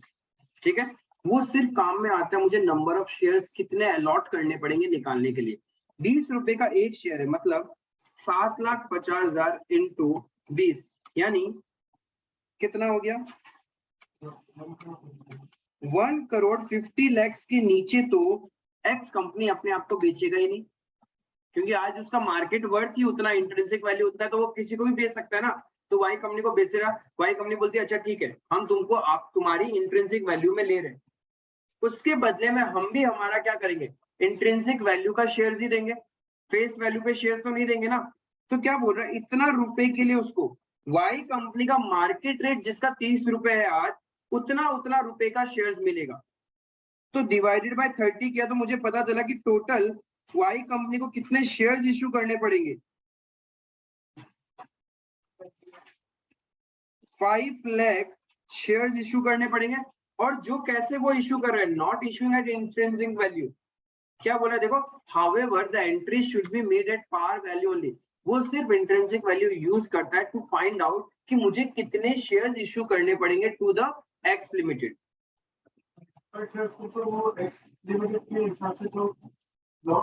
कैसे लॉस हो गया? आज उसको 50 लाख शेयर्स हाथ में मिलेंगे, मार्केट में जाएगा, बेच देगा 30 रुपए में। वाई कंपनी का तो मार्केट रेट 30 है ना, 50 लाख रुपए शेयर्स मार्केट में 30 रुपए में बेचेगा तो उसके हाथ में कितना आया? 1,50,00,000 आया ना। तो उसको जितना चाहिए था उतना ही तो पे कर रहा है। सोचो तुम बोलता कि इसको मल्टीप्लाई बाय 330 करो भैया, तो कहाँ, फिर भी तो 1.5 करोड़ ही जा रहा है ना। तुम इसको तुम क्या बोल रहे हो, 5 लाख मल्टीप्लाई बाय 30 कर दूंगी, तो गलत हो जाएगा। नंबर ऑफ शेयर्स कहाँ है? तो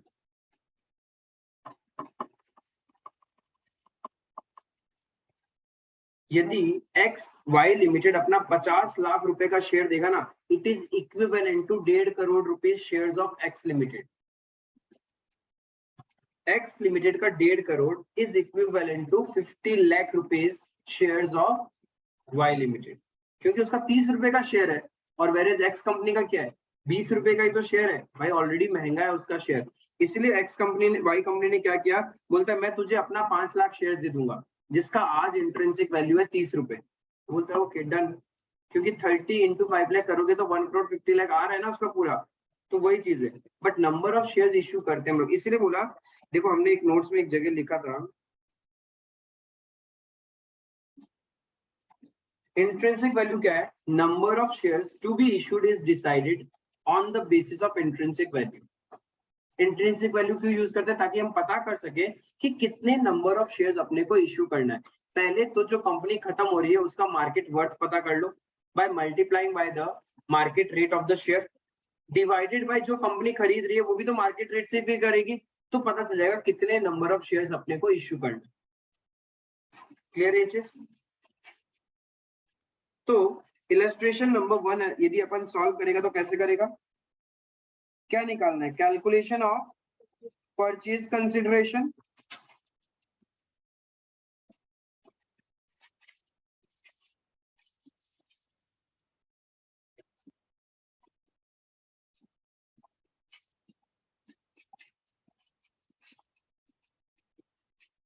पेमेंट टू, सबसे पहले किसको पे कर रहे हैं अपन, 14% प्रेफरेंस शेयर्स वालों को, राइट, 14% प्रेफरेंस शेयर्स, जिसको अपन क्या दे रहे हैं, 15% प्रेफरेंस शेयर्स, और अमाउंट कितना आ रहा है, अमाउंट तो 1.5 करोड़ ही आएगा।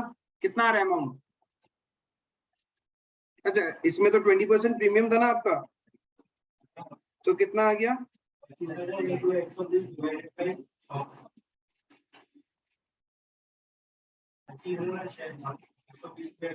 25,000 इंटू 120 डिवाइडेड बाई 100।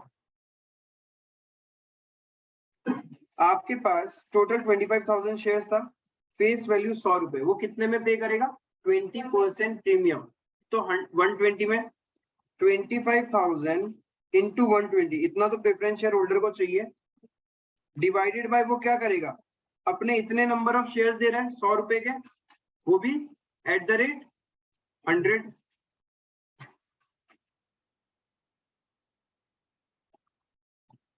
इसको करने से आपको पता चलेगा कितने number of preference shares issue करेगा Y limited, 30,000 15% preference shares issue करना पड़ेगा वाई लिमिटेड को 100 रुपए का फेस वैल्यू पे, तो कितना आ जाएगा इधर 30 लाख। इतना नंबर ऑफ प्रेफरेंस शेयर्स क्या करेगा, वाई लिमिटेड इशू करेगा टू द एक्स लिमिटेड, तो 30 लाख हो गया amount. Similarly equity shares,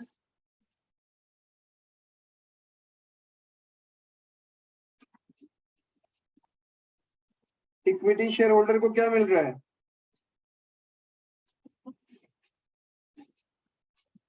equity shares of Y limited, कितना रुपीस का,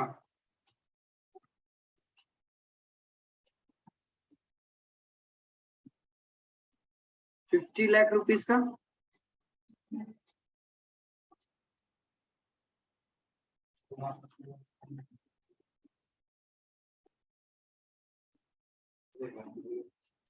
$50 लाख कैसे आया था, 7,50,000 शेयर्स थे एक्स लिमिटेड के, जिसका आज का वर्थ है इतना, मल्टीप्लाई बाय 20 करते ही, और जिसमें वाई लिमिटेड इशू करेगा अपना 30 रुपए का shares as per the current worth, तो टोटल नंबर ऑफ शेयर्स मिला, that will be issued at 10 rupees face value, तो आपका ये आ जाएगा।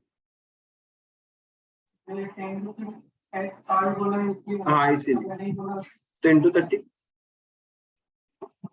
पार नहीं बोलता तो नंबर ऑफ शेयर्स तो हम ऐसे ही निकालते, फिर मल्टीप्लाई 30 मानते, पार ही रहता मतलब, हाँ फिर बहुत ज्यादा पे कर रहा हूँ, ऐसा तो नहीं खरीदेगा कंपनी, तभी खरीदेगा जब बहुत ज्यादा गुडविल है उस कंपनी का, वर्थ इट है।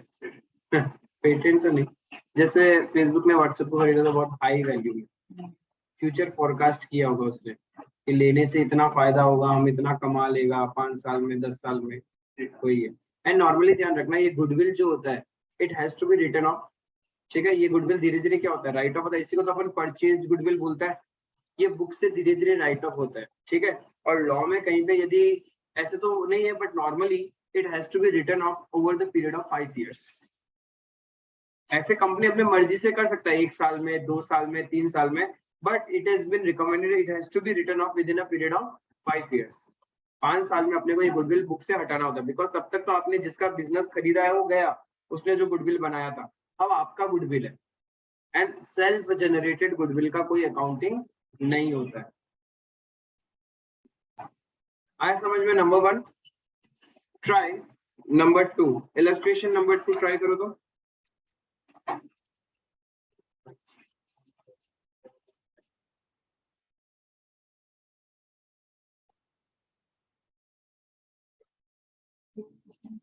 क्या बोला कि P लिमिटेड क्या कर रहा है, S लिमिटेड को absorb, S limited is absorbed by P limited.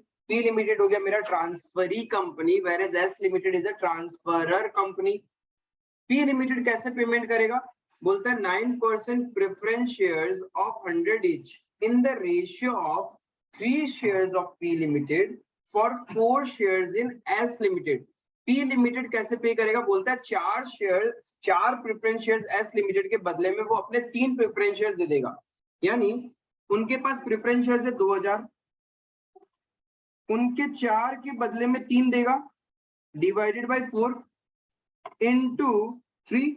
4 के बदले में 3 मिलेगा तो 2000 के बदले में कितना प्रेफरेंस शेयर्स मिलने वाला नया कंपनी का, 2000 divide by 4 into 3, 1500 preference shares, वो भी किस वैल्यू में, 100 रुपए में। हो गया 1,50,000 प्रेफरेंस शेयर्स को, तो इतना पे कर रहे हैं अपन। To issue to debenture holders in S limited, बोलता है एस लिमिटेड के डिबेंचर होल्डर को भी पे करेगा पी लिमिटेड, उससे फर्क ही नहीं पड़ता। परचेज कंसिडरेशन में डिबेंचर को, क्रेडिटर्स को, बाहर वालों को जो पे कर रहा है उससे लेना देना नहीं है। मुझे क्या मतलब है, शेयर होल्डर्स को, शेयर होल्डर्स बोले तो equity and preference. Next point, to pay ₹20 पर शेयर इन कैश, कैश में पे करेगा। तो 5000 इक्विटी शेयर्स है, उनको 20 रुपए करके तो कैश ही दे देगा। आगे क्या बोला, issue 6 equity shares of 100 each at a market value of 125 in lieu of every 5 shares held। बोलते 5 के बदले में 6 शेयर्स देगा वो। एस लिमिटेड का 5 शेयर, उसके बदले में 5 शेयर्स के बदले में उसको 6 शेयर्स मिलने वाले हैं।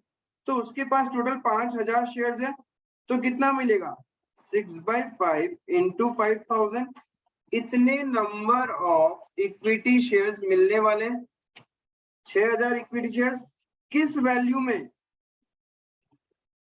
125, 125 रुपए में, तो इंटू 125, तो 7,50,000 रुपए के तो इक्विटी शेयर्स दे देगा पी लिमिटेड एस लिमिटेड को, और कैश पे करेगा कितना, 1 लाख। यानी total 8,50,000 rupees will be given to the equity share holder, और 1,50,000 दिया जाएगा प्रेफरेंस शेयर होल्डर को। तो टोटल परचेज कंसिडरेशन कितना हो गया आपका, 10 लाख। किया इस तरीके से आप लोगों ने।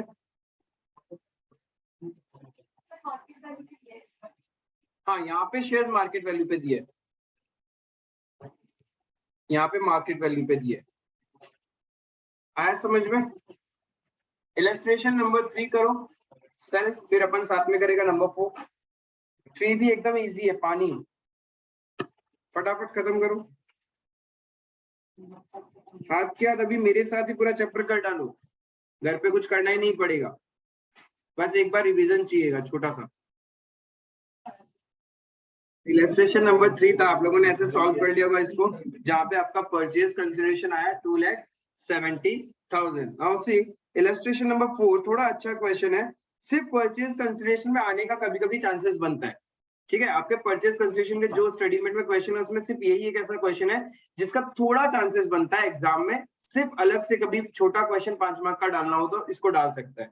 तो क्या बोला question, Neel limited and Gagan limited amalgamated to form a new company. उन दोनों अमालगमेट कर लेगा और एक नया कंपनी बना रहा है on 1 April 2021। Following is the balance sheet of Neel limited and Gagan limited. दोनों का बैलेंस शीट दिया हुआ है अपने को, लैंड एंड बिल्डिंग का नोट्स टू अकाउंट से, प्रॉपर्टी प्लांट एंड इक्विपमेंट तो उसमें 2 है उनके पास, एक लैंड एंड बिल्डिंग है और एक प्लांट एंड मशीनरी है। Following is the additional information, बोलता है the assets of Neel Limited and Gagan Limited are to be revalued as under। अच्छा, नील लिमिटेड का प्लांट एंड मशीनरी को मानो 5,25,000, मान लेता है एक बार के लिए, ये तो बजट का है, क्वेश्चन है 5,25,000 मान लेता है, कुछ तो बोला होगा, ऐसा बोला है तो क्वेश्चन जैसा बोल रहा है मैं तो वैसा कर रहा हूँ। और आगे जाके क्या बोला, बिल्डिंग को मानो 7,75,000 मान लिया। देन गगन लिमिटेड का प्लांट एंड मशीनरी को मानो 6,75,000 और लैंड एंड बिल्डिंग को मानो 6,48,000। ठीक है, इसका टोटल कितना हो जाएगा, टोटल भी तो चेंज हो जाएगा फिर। Obvio bro,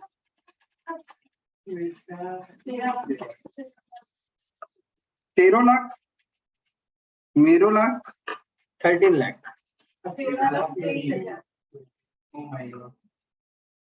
13,23,000। ठीक है, सेकंड पॉइंट बोलता है the purchase consideration is to be discharged under, बोलता है नील और गगन को ले रहे हैं तो कैसे डिस्चार्ज करेंगे, इशू 24,000, यानी नील और गगन मर्ज होके कोई एक नया कंपनी बनेगा, वो नया कंपनी क्या करेगा, नील और गगन को परचेज कंसिडरेशन पे करेगा। कैसे पे करेगा, issue 24,000 equity shares of ₹25 each, fully paid up in the proportion of their profitability in the preceding 2 years. Last 2 साल में उनका जो प्रॉफिट है उस रेशियो में इक्विटी शेयर्स इशू किया जाएगा। और पॉइंट नंबर बी में दिया हुआ भी है पिछले 2 साल का प्रॉफिट, यानी रेशियो क्या हो गया, 4,75,000 is to 5,25,000। तो नील लिमिटेड को कितने नंबर ऑफ इक्विटी शेयर्स मिलेंगे, 10 लाख हो गया इसका टोटल। रेशियो बनाओ चाहे नहीं बनाओ, ऐसा भी कर सकते हैं हम लोग। 24,000 नील को कितना मिलेगा, 24,000 divided by 10 lakh into 4,75,000। Ratio में तो बोला, आप फ्रैक्शंस बना लो, नहीं बनाओगे तो डायरेक्ट टोटल बेसिस पे भी कर सकते हो। कितना आया, 11,400 शेयर्स नील लिमिटेड को मिलेगा। तो 24,000 में 11,400 निकाल दिया तो 12,600 इसको मिलेगा, इसको 12,600 शेयर्स, इसको 11,400 शेयर्स। क्लियर है ये, तो 11,400 इंटू 25, 12,600 इंटू 25, नील और गगन का अलग अलग करके हो जाएगा। ये नील है, ये गगन है, इनके इक्विटी शेयर्स को इतना पैसा मिला, 2,85,000 रुपीज के इक्विटी शेयर्स एंड 3,15,000 का तो इक्विटी शेयर्स मिल गया नील और गगन को, राइट। आगे क्या बोल रहा है, issue 12% preference shares of ₹10 each, fully paid up at par to provide income equivalent to 8% return on net assets in the business as on 31st March 11 after revaluation of assets of Neil Limited and Gagan। इसका मतलब क्या है,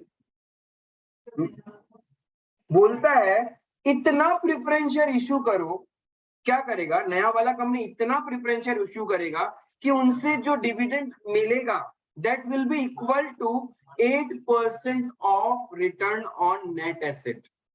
सबसे पहले आपको इस point को समझना पड़ेगा। जैसे कि सपोज एग्जाम्पल क्या बोलता है कि नेट एसेट का वैल्यू है 1 लाख, ठीक है, नेट एसेट है 1 लाख अपना। सपोज एग्जाम्पल कंपनी का नेट एसेट आया 1 लाख, उसको रिटर्न कितना चाहिए प्रेफरेंशियल होल्डर को, 8% ऑफ नेट एसेट। 8% कितना होगा, 8,000 रुपए, यानी इतने नंबर ऑफ प्रेफरेंशियल्स दो कि उसका जब इंटरेस्ट कैलकुलेट करोगे तो 8,000 वैल्यू आना चाहिए। तो आई कैन से 12% वैल्यू, जो भी जितने भी नंबर ऑफ आप प्रेफरेंशियल अमाउंट का प्रेफरेंशियल दोगे उसका 12% 8,000 रुपए होना चाहिए। यही तो क्वेश्चन बोल रहा है। क्वेश्चन बोल रहा है इशू 12% प्रेफरेंस शेयर्स, ठीक है, to provide income equivalent to 8% return on net asset. बोलता है इतना प्रेफरेंशियस दो कि उसका जो डिविडेंड होगा ना that will be equal to your 8% of net asset. तो यदि मेरा नेट एसेट्स 1 लाख है, उसका 8% 8000, तो बोलता है इतना प्रेफरेंशियस दो कि उसका जो 12% आप मल्टीप्लाई करोगे ना उसका 8000 ही होना चाहिए। तो आई कैन से 8000 डिवाइडेड बाय 12%, यानी 66,666.66 रुपीस का प्रेफरेंशियस देना पड़ेगा। फिर से आप सबसे पहले क्वेश्चन में नेट एसेट्स निकालो, मैं सिर्फ एक निकाल रहा हूँ नील लिमिटेड, फिर गगन लिमिटेड निकल जाएगा। नेट एसेट्स क्या होता है? Total assets minus outside liabilities. Total assets में क्या क्या? नील के पास में एक प्रॉपर्टी प्लांट एंड इक्विपमेंट है, लेकिन जिसको किस वैल्यू पे कंसीडर करना है? क्वेश्चन साफ साफ बोला है, इस चीज के लिए आप लोग रीवैल्यूएशन ऑफ एसेट्स लोगे। तो रीवैल्यूड फिगर के बाद में प्रॉपर्टी प्लांट एंड इक्विपमेंट का वैल्यू कितना था? नील लिमिटेड का 13 लाख था। 13 लाख प्लस 163,500 ये टोटल एसेट्स है तुम्हारा नील लिमिटेड का, दैट इज 14,63,500 है ना, minus outside liabilities that is current liabilities, ये माइनस कर दूंगा तो नेट एसेट मिल जाएगा, माइनस 623,500 दैट इज 8,40,000। ठीक है, net assets of Neel limited, Neel limited का नेट एसेट्स आया 8,40,000, उसका 8% रिटर्न चाहिए उनके प्रेफरेंशियल होल्डर को 67,200 नहीं 12%। यानी क्या बोल रहे पता है, एक एक्स वैल्यू जिसको 12% प्रेफरेंशियल होगा तो 12% मल्टीप्लाई करके उसका रिजल्ट आना चाहिए 67,200। इतना प्रेफरेंशियल होल्डर को कम से कम रिटर्न चाहिए, ठीक है, एवरी ईयर। तो इसका मतलब कितना रुपीस का प्रेफरेंशियल देना पड़ेगा? 5,60,000 के न्यू कंपनी नील लिमिटेड कंपनी के प्रेफरेंशियल इशू करेगी, तब उनका रिटर्न मैच हो जाएगा एज पर द क्वेश्चन। इससे ज्यादा तो करेगी नहीं, और इससे कम करेगी तो क्या करेंगे? नील लिमिटेड वाले एक्सेप्ट नहीं करेंगे। नील लिमिटेड वालों को कितने प्रेफरेंशियल चाहिए? उतने रुपीस के प्रेफरेंशियल चाहिए जिसपे 12% dividend will be equals to your 8% of net assets. आया समझ में ये? तो हमें यहाँ पे क्या करना है? परचेज कंसिडरेशन कैलकुलेट करना है। कैसे निकालेंगे?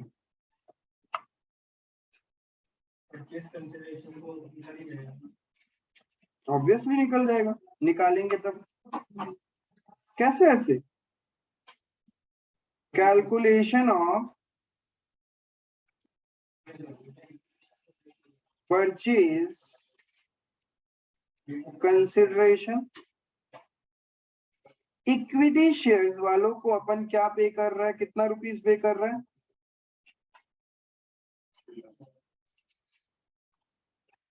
एक है नील लिमिटेड और एक है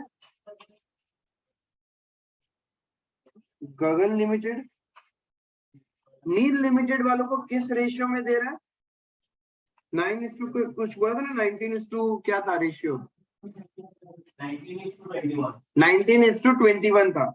तो हमने कैसे निकाला था?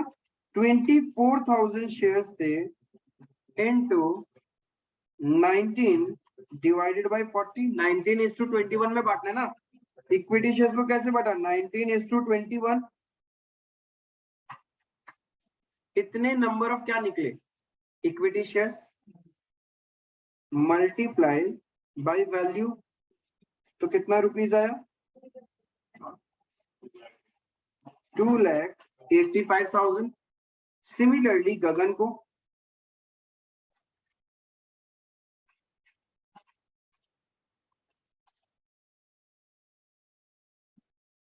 $3,15,000। ये तो इक्विटी का बात हो गया। Preference shares 12%। Preference shares net asset, net asset निकला था मेरा 67,200। नेट एसेट का 8% रिटर्न है ना, कम से कम 12% चाहिए। हाँ, नील और गगन को ही, नील और गगन मिलके एक नया कंपनी बनेगा, तो वो नया वाला कंपनी नील को और गगन को,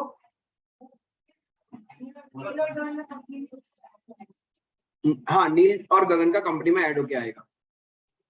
पर हम लोग इसमें पेमेंट, जैसे हम लोग पेमेंट टू, और इन लोग इसमें डायरेक्ट आदमी को दे रहा है, इन लोगों का प्रेफरेंस शेयर कौन है? हाँ, इनके प्रेफरेंशियल होल्डर को ही दे रहा है। कैसे दे रहा है? प्रेफरेंस शेयर्स दे रहा है इनको। लेकिन इधर में लिखा हुआ तो नहीं प्रेफरेंस, क्या चीज? तो यहाँ पे इशू कर रहा है, इशू कर रहा है, मतलब नील लिमिटेड में कोई प्रेफरेंशियल नहीं थे, तो कैसे नहीं है? नोट्स टू अकाउंट्स दिया ही नहीं है। शेयर कैपिटल है, शेयर कैपिटल में हो सकता है इनका इक्विटी और प्रेफरेंस दोनों, बाइफर्केशन नहीं दिया, तो हम लोग पे कर रहे हैं। बाइफर्केशन नहीं इस क्वेश्चन में हमारे पास में, कुछ ना कुछ तो होगा ही, कुछ ना कुछ होगा ही। कितना रुपीस आएगा?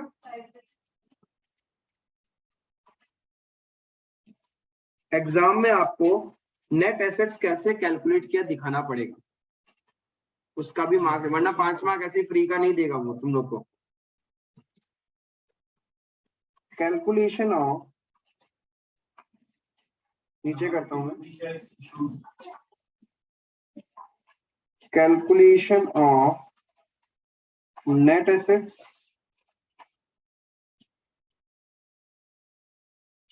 एक है नील लिमिटेड और एक Gagan limited. Property, plant and equipment, जिसके अंदर में दो चीज है, plant and machinery, land and building. Plant and machinery का रीवैल्यूड फिगर था 525,675, 5,25,000।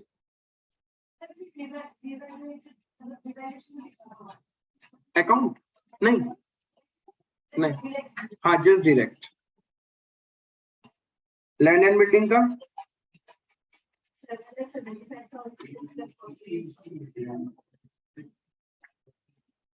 उसके बाद करंट एसेट्स है 163,500, 158,600, 163,500, 158,600। ये आ गया मेरा टोटल एसेट्स। इसमें से क्या माइनस कर देंगे? जो कि करंट लायबिलिटीज था 6,23,500 का लायबिलिटी गया, और इधर 1,58,000 की बोला भाई।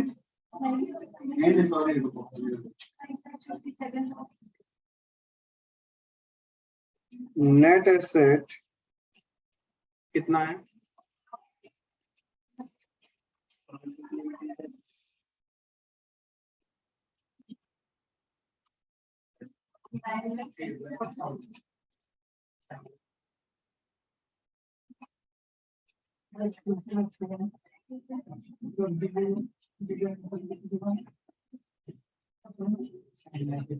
Return on net assets at the rate कितना चाहिए? 8%। तो कितना चाहिए इसको?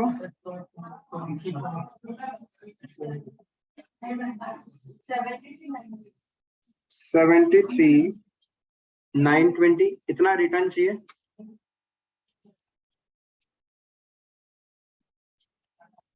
क्वेश्चन का रिक्वायरमेंट पार्ट क्या था?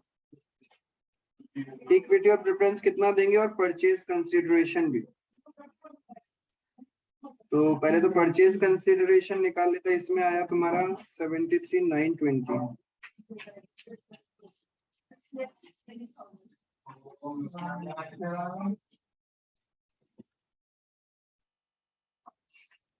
$6,16,000। तो नील लिमिटेड का टोटल परचेज कंसीडरेशन 285 प्लस 560, 845।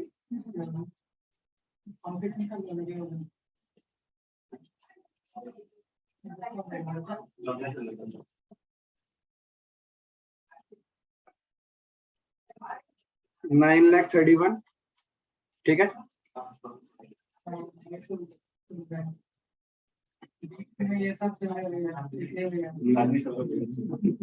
उतना हिम्मत तो नहीं है। इसको भी पता है।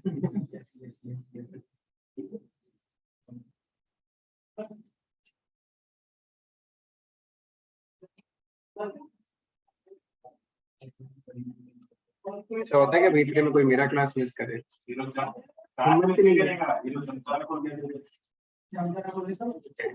Fishing, call fishing.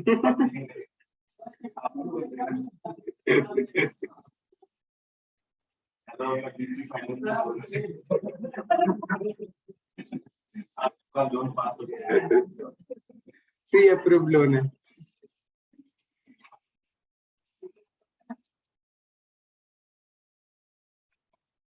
Number of shares issued निकालना पड़ेगा।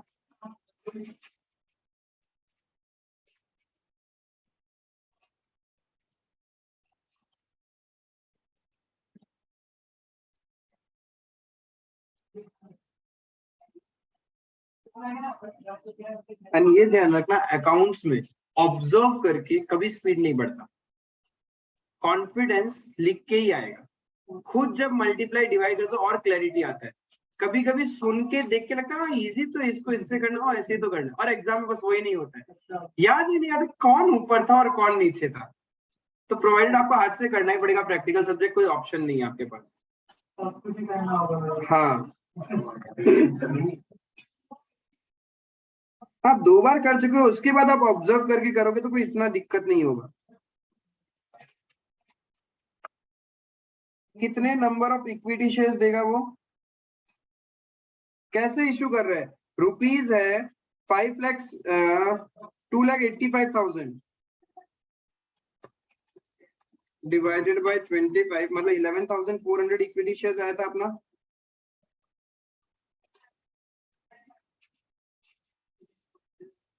एंड इधर 12,600 शेयर्स, 12% प्रेफरेंस शेयर्स। कितने प्रेफरेंस शेयर्स इशू कर रहे हैं? फिर कितने रुपीस में इशू कर रहे हैं? 100 रुपए में या 10 रुपए में, क्या है? 10 रुपए, और पे करना है 5,60,000, तो 56,000। कैसे Vishal? Mama is so proud of him.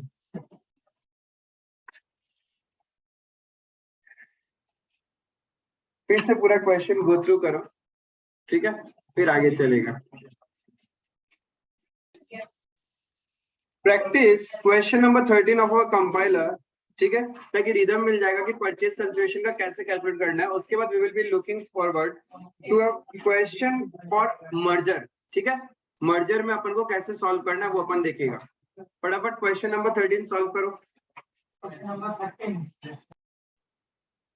Now let's see illustration number 5. We will be solving this question as per merger amalgamation in the nature of merger and amalgamation in the nature of purchase. एक चीज फिर से recall करवा दूं, जब merger होता है तो जितना इक्विटी कैपिटल अपन ने इशू किया है, if already existing equity capital से ज्यादा है, then it will be adjusted from general reserve. लेकिन परचेज के केस में, whenever there is a case of purchase, amalgamation in the nature of purchase, we always have to calculate goodwill और capital reserve. Because जब आप कोई चीज खरीदते हो तो ऑब्वियसली या तो ज्यादा पे किया होगा या फिर कम पे किया होगा। पार लिमिट पे पे किया तो टेंशन नहीं, no goodwill no capital reserve, ठीक है।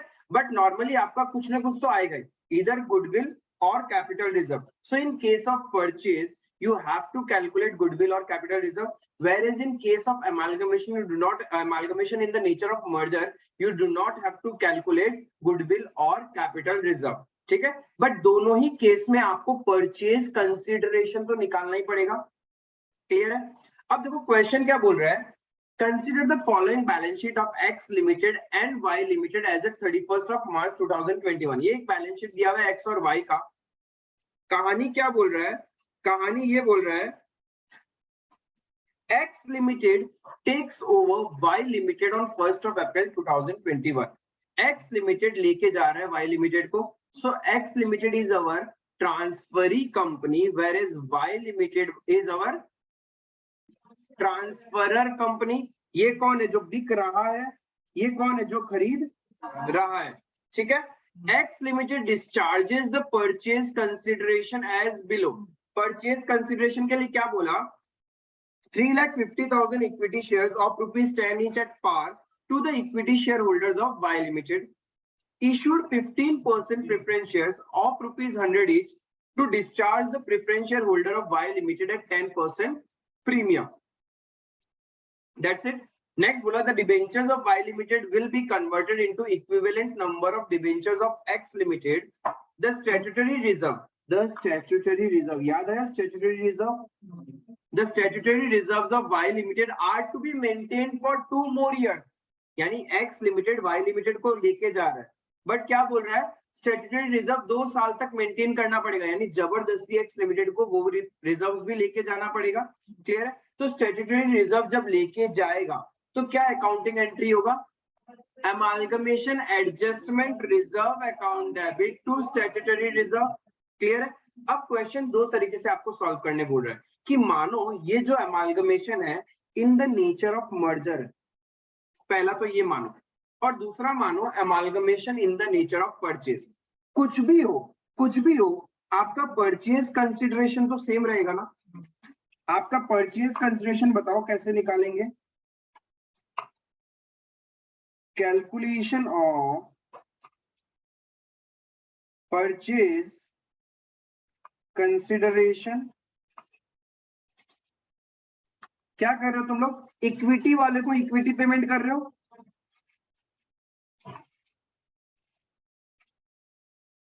इक्विटी शेयर होल्डर को 3,50,000 इक्विटी शेयर्स 10 रुपए का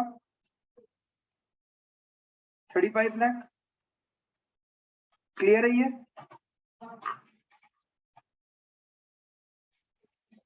फिर प्रेफरेंस शेयर होल्डर वालों को क्या कर रहे हो? एंड कौन सा प्रेफरेंस शेयर था तुम्हारे पास? 14%। 14% वालों को 15% प्रेफरेंस शेयर दे रहे हैं। कितने number of preference shares?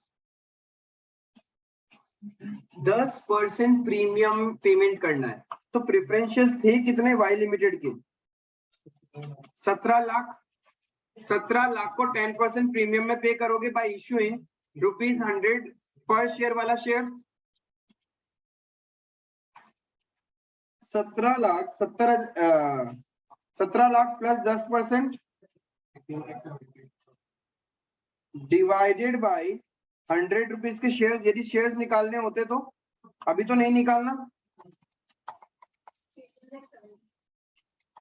18,70,000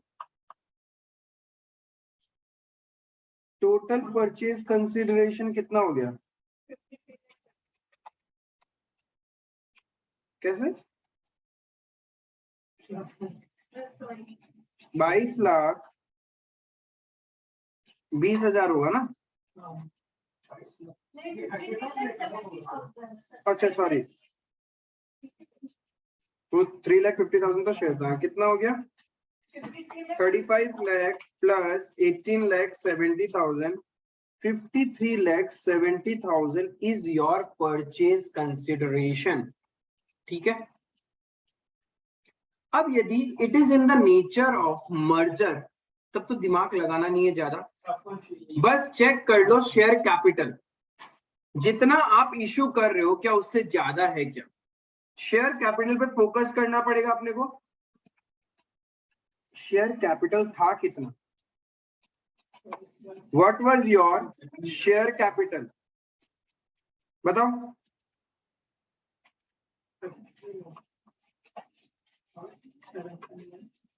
total 47 lakh का आपके पास शेयर कैपिटल था। क्लियर है?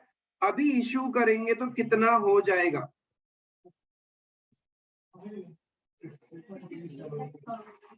53,70,000।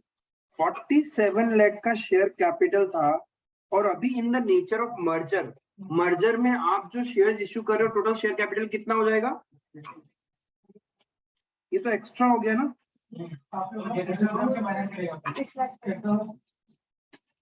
अभी आपने परचेज कंसिडरेशन निकाला था 35 लाख और 18,70,000, टोटल 53,70,000 का आप क्या कर रहे हो, शेयर कैपिटल इश्यू कर रहे हो।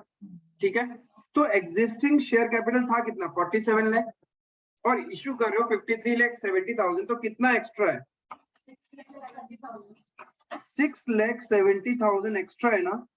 This is known as adjustment for amalgamation, जिसको अपन कहां से करेगा, जनरल रिजर्व से माइनस करेगा। बस इतना ही होता है मर्जर के केस में, ध्यान रखने लायक। अब आपको बैलेंस शीट बनाना, आपने परचेज कंसीडरेशन निकाल ही दिया, और आपको क्या करना होता है, मर्जर के केस में कोई गुडविल कैपिटल रिजर्व नहीं चाहिए, जस्ट प्लस कर देना है। देखो मैं आपको इजी वे में, देखो शेड्यूल 3 का बैलेंस शीट तो क्वेश्चन में रहेगा, कॉपी पेस्ट कर लो, ठीक है। इजी वे समझने के लिए अपन टी शेप बैलेंस शीट बनाते हैं, ठीक है। टी शेप बैलेंस शीट बनाएंगे। Balance sheet of X limited,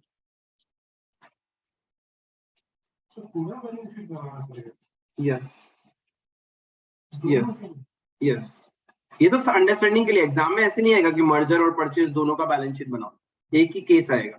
ये तो समझने के लिए कि एक बार दिमाग में फिट हो जाए कि मर्जर के केस में मेरा गुडविल कैपिटल रिजर्व नहीं होता है, वहां से मेरे को फोकस करना है शेयर कैपिटल के ऊपर, कहीं एक्स्ट्रा शेयर कैपिटल तो इश्यू नहीं किया, और परचेज के केस में गुडविल कैपिटल रिजर्व भी निकालना होगा। तो ये मर्जर कर रहे हैं हम लोग, ये क्या है, amalgamation in the nature of merger, amalgamation in the nature of merger। तो देखो जब मर्जर करोगे तो ऑलरेडी जो इक्विटी शेयर कैपिटल था उसमें ऐड हो जाएगा। पहले एक्स लिमिटेड का इक्विटी शेयर कैपिटल कितना था, 5,000 इन लैक्स के बाद 5,000, और अभी जो इश्यू किया कितना इश्यू किया,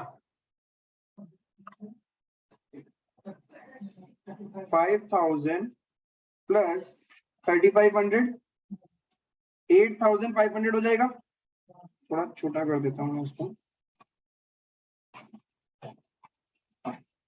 यही चीज तो आपको क्या करना है, दिखाना है टी शेप में। मैं टी शेप कर रहा हूँ, आपको क्या बनाना है, शेड्यूल 3 में नोट्स टू अकाउंट्स में आ जाएगा यही चीज। कितना बनेगा, ये 8,500 हो गया। फिर प्रेफरेंस शेयर्स कौन सा था, दो तरीके के प्रेफरेंस शेयर्स है आपके पास, इसका 14% दिया इनको हमने, और इशू किया है 15%। एक्स का खुद का था 14% preference share, 14% preference share capital कितना रहेगा, अरे जितना था उतना ही रहेगा ना।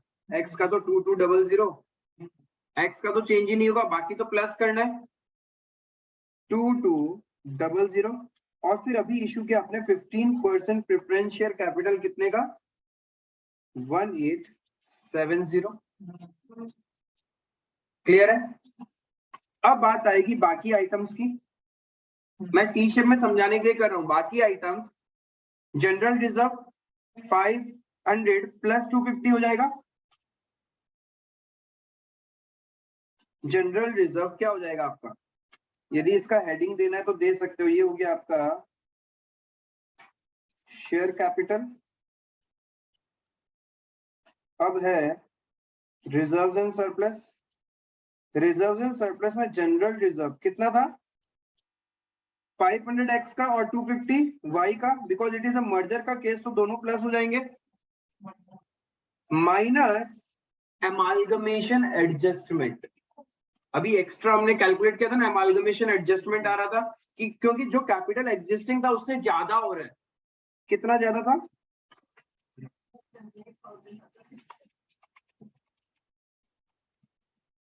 80 रहेगा जनरल रिजर्व, बाकी तो जस्ट क्या प्लस प्लस कर देंगे। Export profit reserve 300 plus 200, export profit reserve 300 plus 200 500। Then और क्या है आपके पास में, investment allowance reserve, investment allowance reserve 100, profit and loss का बैलेंस 750 प्लस 500,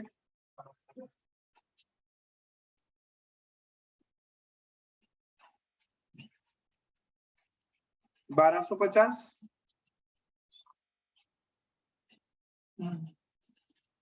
मर्जर हो रहा है ये, ठीक है। अंडरस्टैंडिंग पर्पस के लिए टी शेप बना रहे हैं, लेकिन आपको शेड्यूल 3 ही बनाना है, ये ध्यान रखना। और जैसे प्लस कर रहे हैं वैसे दिखाना होता है। उसके बाद में क्या है, long term non current liabilities, non current liabilities, non current liabilities में क्या है, लॉन्ग टर्म बोरोइंग्स, उसके अंदर में नोट नंबर 3 तो डिबेंचर्स, राइट। तो 13% डिबेंचर्स बोल के क्या करें, ऐड कर दें, क्योंकि मर्जर होने के बाद डिबेंचर को पे करेगा ना कंपनी। बाद में जो भी डिबेंचर के बारे में पॉइंट लिखा था, क्या लिखा, debenture of Y limited will be converted into equivalent number of debentures of X limited. तो सेम ही हो जाएगा, प्लस ही करना है। तो डिबेंचर्स कितने हैं, 13% डिबेंचर्स कितना हो जाएगा, 850, 500 प्लस 350, 850। उसके बाद में और क्या है लाइबिलिटी में, ये हो गया, ये हो गया, current liability, current liabilities,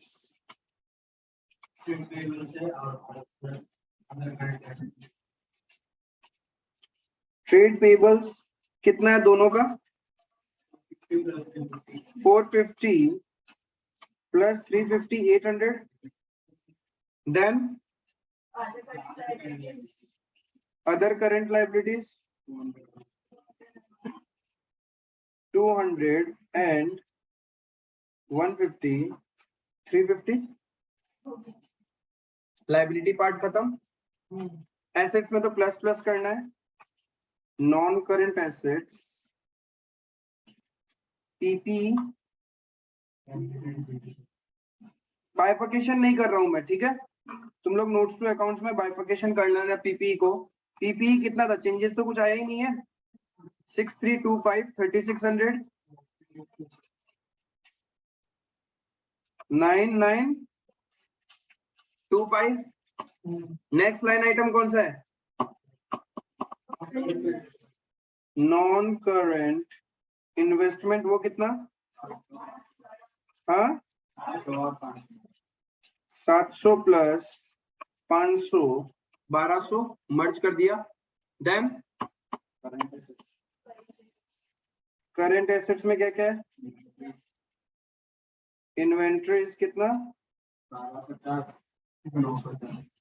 1250 plus 1300, 900, 2200। Next trade receivables कितना,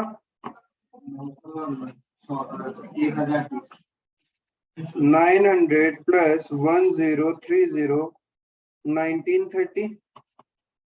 then cash and cash equivalents कितना था, 725 और 520, 725, 520, दैट इज 1245। एंड आपका बैलेंस शीट बन गया। देखना दोनों साइड मैच कर रहा होगा, यही है मर्जर, दिस इज मर्जर। ध्यान में क्या रखना था, मर्जर के केस में जो कैपिटल इश्यू करते हैं वो एग्जिस्टिंग कैपिटल से ज्यादा तो नहीं हो रहा, कहीं जनरल रिजर्व से माइनस करेगा एज ए अमालगमेशन एडजस्टमेंट बोल के। रिजर्व नहीं, अमालगमेशन एडजस्टमेंट रिजर्व परचेज के केस में आता है, जब आप स्टैट्यूटरी रिजर्व्स को कैरी फॉरवर्ड करते हो। तो ये जो माइनस किया ये amalgamation adjustment, adjustment for amalgamation. कितना है टोटल, 16,500। जनरली तो कम हुआ तो एडजस्टमेंट, हाँ जनरली तो कम हुआ एडजस्टमेंट, एडजस्टमेंट से कम हुआ तो नहीं होगा ही नहीं, होगा ही नहीं। फिर पीएनएल जाएंगे, फिर पीएनएल यूज करेगा, उपाय नहीं। Free reserves, any type of free reserves. समझ में आया? मर्जर में ज्यादा चीज नहीं होता, फोकस रखना है। सबसे पहला काम ही क्या है अमालगमेशन में? Purchase consideration. वो ढंग से निकाल लिया ना, फिर इतना प्रॉब्लम नहीं होगा। उसको निकालने में ही गड़बड़ी होता है सबसे ज्यादा, उसको फोकस से निकालना है। फिर तो शेड्यूल 3 में बस ये पुट करना था, नोट्स टू अकाउंट में प्लस प्लस करते जाना है, ठीक है। इसी क्वेश्चन को इन द नेचर ऑफ परचेज करना होता। सोचो, amalgamation in the nature of purchase। Purchase consideration तो सेम ही रहता। मेरा परचेज कंसिडरेशन क्या रहता?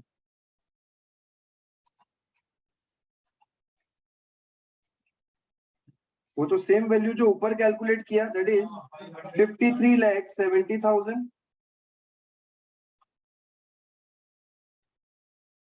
यही रहेगा परचेज कंसिडरेशन। प्रॉब्लम है goodwill capital reserve. Goodwill capital reserve कैसे निकालो? देखो, आपने एक कंपनी खरीद रहे हो, एब्जॉर्ब कर रहे हो, उसके लिए आप पे कर रहे हो 5370, तो आपके घर पे कितना सामान आ रहा है? Net asset. यहाँ पे मार्केट वैल्यू तो कुछ है नहीं, तो नेट एसेट ही तो आपके घर पे आ रहा होगा। नेट एसेट एक्वायर्ड कितना है? Yes, net asset acquired. एक तरह से ना, ये purchase is a type of consolidation. Purchase is a type of consolidation only. Net assets acquired, क्या क्या एसेट्स था मेरे पास वाई लिमिटेड का? जब क्वेश्चन कुछ नहीं बोलता तो हम लोगों ने सब कुछ बुक वैल्यू पे एक्वायर किया होगा, राइट? और क्या क्वेश्चन ऐसा बोला क्या ये पैसा लेके जा रहा है, ये नहीं लेके जाना है? एक्सक्लूशन तो कुछ बोला ही नहीं, मतलब हम लोग सब कुछ लेके आएगा।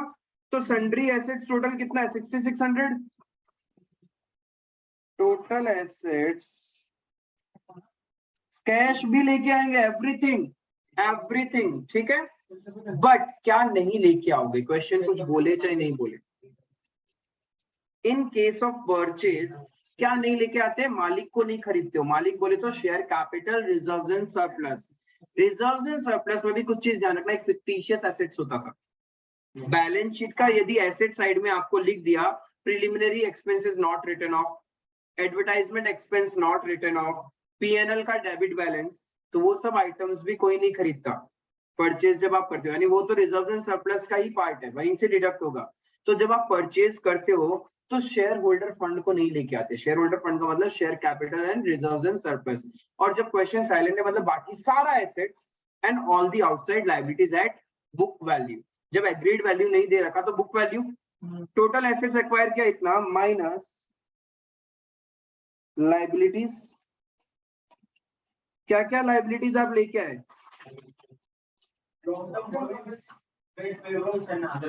13% डिवेंचर्स आप लेके आए 350, trade payables, other current liabilities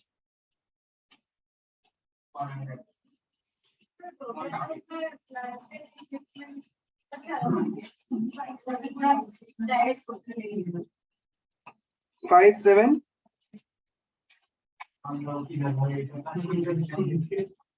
यानी 57,50,000 का नेट एसेट्स घर पे आया। ये आपका क्या है? रुपीज इन 000 था ना।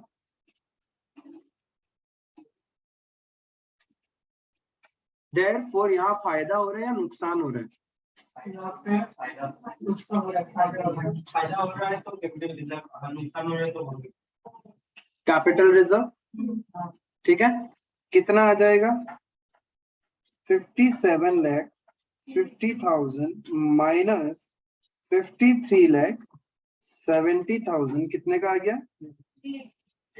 3,80,000 का कैपिटल रिजर्व।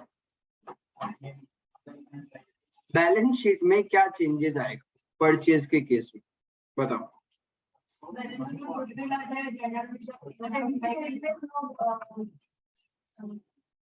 मेरे पास तो एक पावर है, उसको यूज कर लेता हूँ। समझाने के लिए।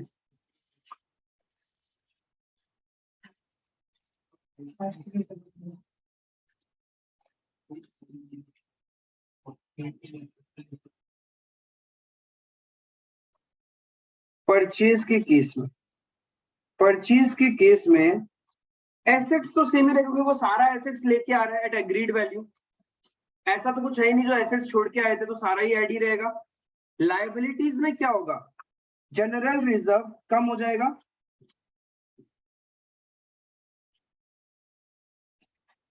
एक्सपोर्ट प्रॉफिट रिजर्व बोल के आएगा, और पीएनएल का बैलेंस बदल जाएगा, और कैपिटल रिजर्व बोल के एक नया आ जाएगा लायबिलिटी साइड में। जनरल रिजर्व जो एक्स का खुद का था उतना ही रहेगा 500। एक्सपोर्ट प्रॉफिट रिजर्व लेके आना है, क्वेश्चन ने बोला स्टैट्यूटरी रिजर्व्स को 2 साल तक कैरी फॉरवर्ड करना है, तो 500 आएगा। तो एक्सपोर्ट प्रॉफिट रिजर्व है, दोनों को plus 500, correct. Investment allowance reserve भी एक्सपोर्ट स्टैट्यूटरी रिजर्व है, तो पीएनएल कितना रहेगा 750। कैपिटल रिजर्व बोल के एक आएगा रिजर्व्स एंड सरप्लस में, और माइनस होगा ना, और 300 इन्वेस्टमेंट 380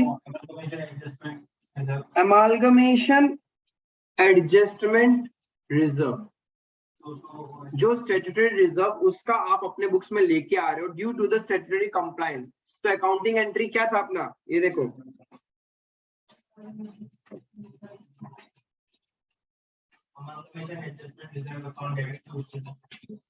स्टैट्यूटरी रिजर्व तो लिख दिया, इसका डेबिट बैलेंस भी तो कहीं ना कहीं लिखना पड़ेगा ना, तो वो अपन लिखेंगे रिजर्व्स एंड सरप्लस के साइड में ही लिखते हैं, अंदर ही लिखते हैं, ठीक है। रिजर्व्स एंड सरप्लस के अंदर ही लिखे, मैं जस्ट नीचे लिख रहा हूँ, ठीक है, लिखते हैं उधर ही है, रिजर्व्स एंड सरप्लस में ही क्या लिखेंगे, अमालगमेशन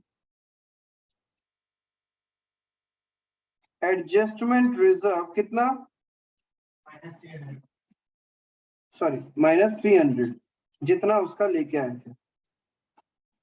अलग से लाइन आइटम नेट ऑफ करके नहीं दिखाओगे, स्टैट्यूटरी रिजर्व से माइनस करके नहीं शो करोगे, इसका तो कोई इंपैक्ट ही नहीं है, ऐसा करके नहीं करोगे। क्लियर है ये वाला चीज, है समझ में? तो ये हो गया balance sheet in case of purchase. बाकी तो जो चीज लेके आए वो वही है, प्रेफरेंशियल हमने दिया तो हमारा प्रेफरेंशियल कैपिटल बढ़ गया, इक्विटी शेयर्स हमने दिए तो हमारा इक्विटी शेयर कैपिटल बढ़ गया, और बाकी उसके रिजर्व्स एंड सरप्लस अपन नहीं लेके आएंगे। क्लियर है? और क्या लेके आना पड़ रहा है, statutory reserve, because it is a compliance of the law, उसके लिए लेके आना पड़ रहा है। इसी के लिए हमने क्या चीज डेबिट किया, अमालगमेशन एडजस्टमेंट रिजर्व, वो हम लोग रिजर्व्स एंड सरप्लस के अंदर अलग से एक लाइन आइटम लिखता है जिसको माइनस करके शो करता है। तो अभी भी आपका बैलेंस शीट मैच करेगा।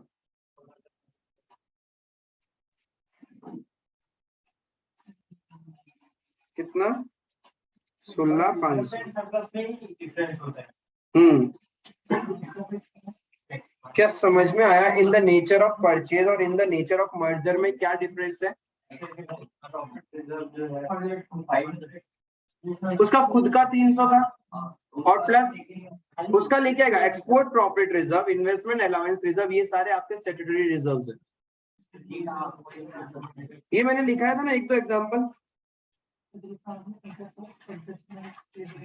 ये देखो एक्सपोर्ट प्रॉफिट रिजर्व, देखो ऐसा ना स्टैट्यूटरी रिजर्व्स, ये एक्सपोर्ट प्रॉफिट इन्वेस्टमेंट, ये 2-4 जो नाम है ना वो विद द क्वेश्चन ही आपको दिमाग में रखने पड़ते, क्योंकि अजीबोगरीब रिजर्व है। हर कोई कंपनी बनाती है क्या एक्सपोर्ट प्रॉफिट रिजर्व? जो एक्सपोर्ट करती होगी उसके ऊपर ही एप्लीकेबल है ये, ठीक है। इन्वेस्टमेंट अलाउंस रिजर्व, इन्वेस्टमेंट के ऊपर अलाउंस जो देना है, तो ये भी कुछ लिमिटेड कंपनीज के ऊपर ही होगा। तो यदि आपको लॉ बोल रहा है कि ये मेंटेन करना है, तो ये आपका स्टैट्यूटरी रिजर्व हो गया। नॉर्मल रिजर्व क्या होता है जो हर कंपनी बनाती है, जैसे कैपिटल रिजर्व, जनरल रिजर्व, ये सब क्या है, नॉर्मल है। क्लियर है? वर्कमैन कंपनसेशन रिजर्व, क्लियर है ये चीज? इस तरीके से एक basic question of merger and purchase का क्वेश्चन होता है। प्रोसेस समझ में आया? मर्जर के अंदर हमेशा, मर्जर हो चाहे परचेज हो, सबसे पहले क्या कैलकुलेट करना है, परचेज कंसिडरेशन। मर्जर के केस में गुडविल कैपिटल रिजर्व नहीं चाहिए, बस ये चेक करना है क्या शेयर कैपिटल से ज्यादा तो नहीं हो गया शेयर कैपिटल, तब उतना से हम लोग क्या करेगा जनरल रिजर्व के साथ एडजस्ट कर देगा एंड बाकी सारा प्लस करते जाना है और कुछ नहीं करना। वेयर इज परचेज के केस में परचेज कंसिडरेशन तो निकालोगे गुडविल या कैपिटल रिजर्व कुछ ना कुछ तो निकालना पड़ेगा, और क्वेश्चन कुछ नहीं बोलता तो net asset method, net asset ही किया था अभी हमने, ठीक है, उससे गुडविल कैपिटल रिजर्व निकाला, उसका इंपैक्ट बैलेंस शीट में आएगा। जिस कंपनी को आप एक्वायर कर रहे हो उसके रिजर्व्स एंड सरप्लस से कोई तुम्हें लेना देना नहीं है, ना ही उसके शेयर कैपिटल से मतलब है तुम्हें, तुम्हारा खुद का शेयर कैपिटल और जितना इश्यू किया, ठीक है, एंड स्टैट्यूटरी रिजर्व जो लॉ बोलता है उतना लेके आना पड़ेगा। बाकी जो जो अपने थे बस थे, जो खरीद के लेके आए एट एग्रीड प्राइस वही तुम्हारा बुक्स में आएगा। क्लियर है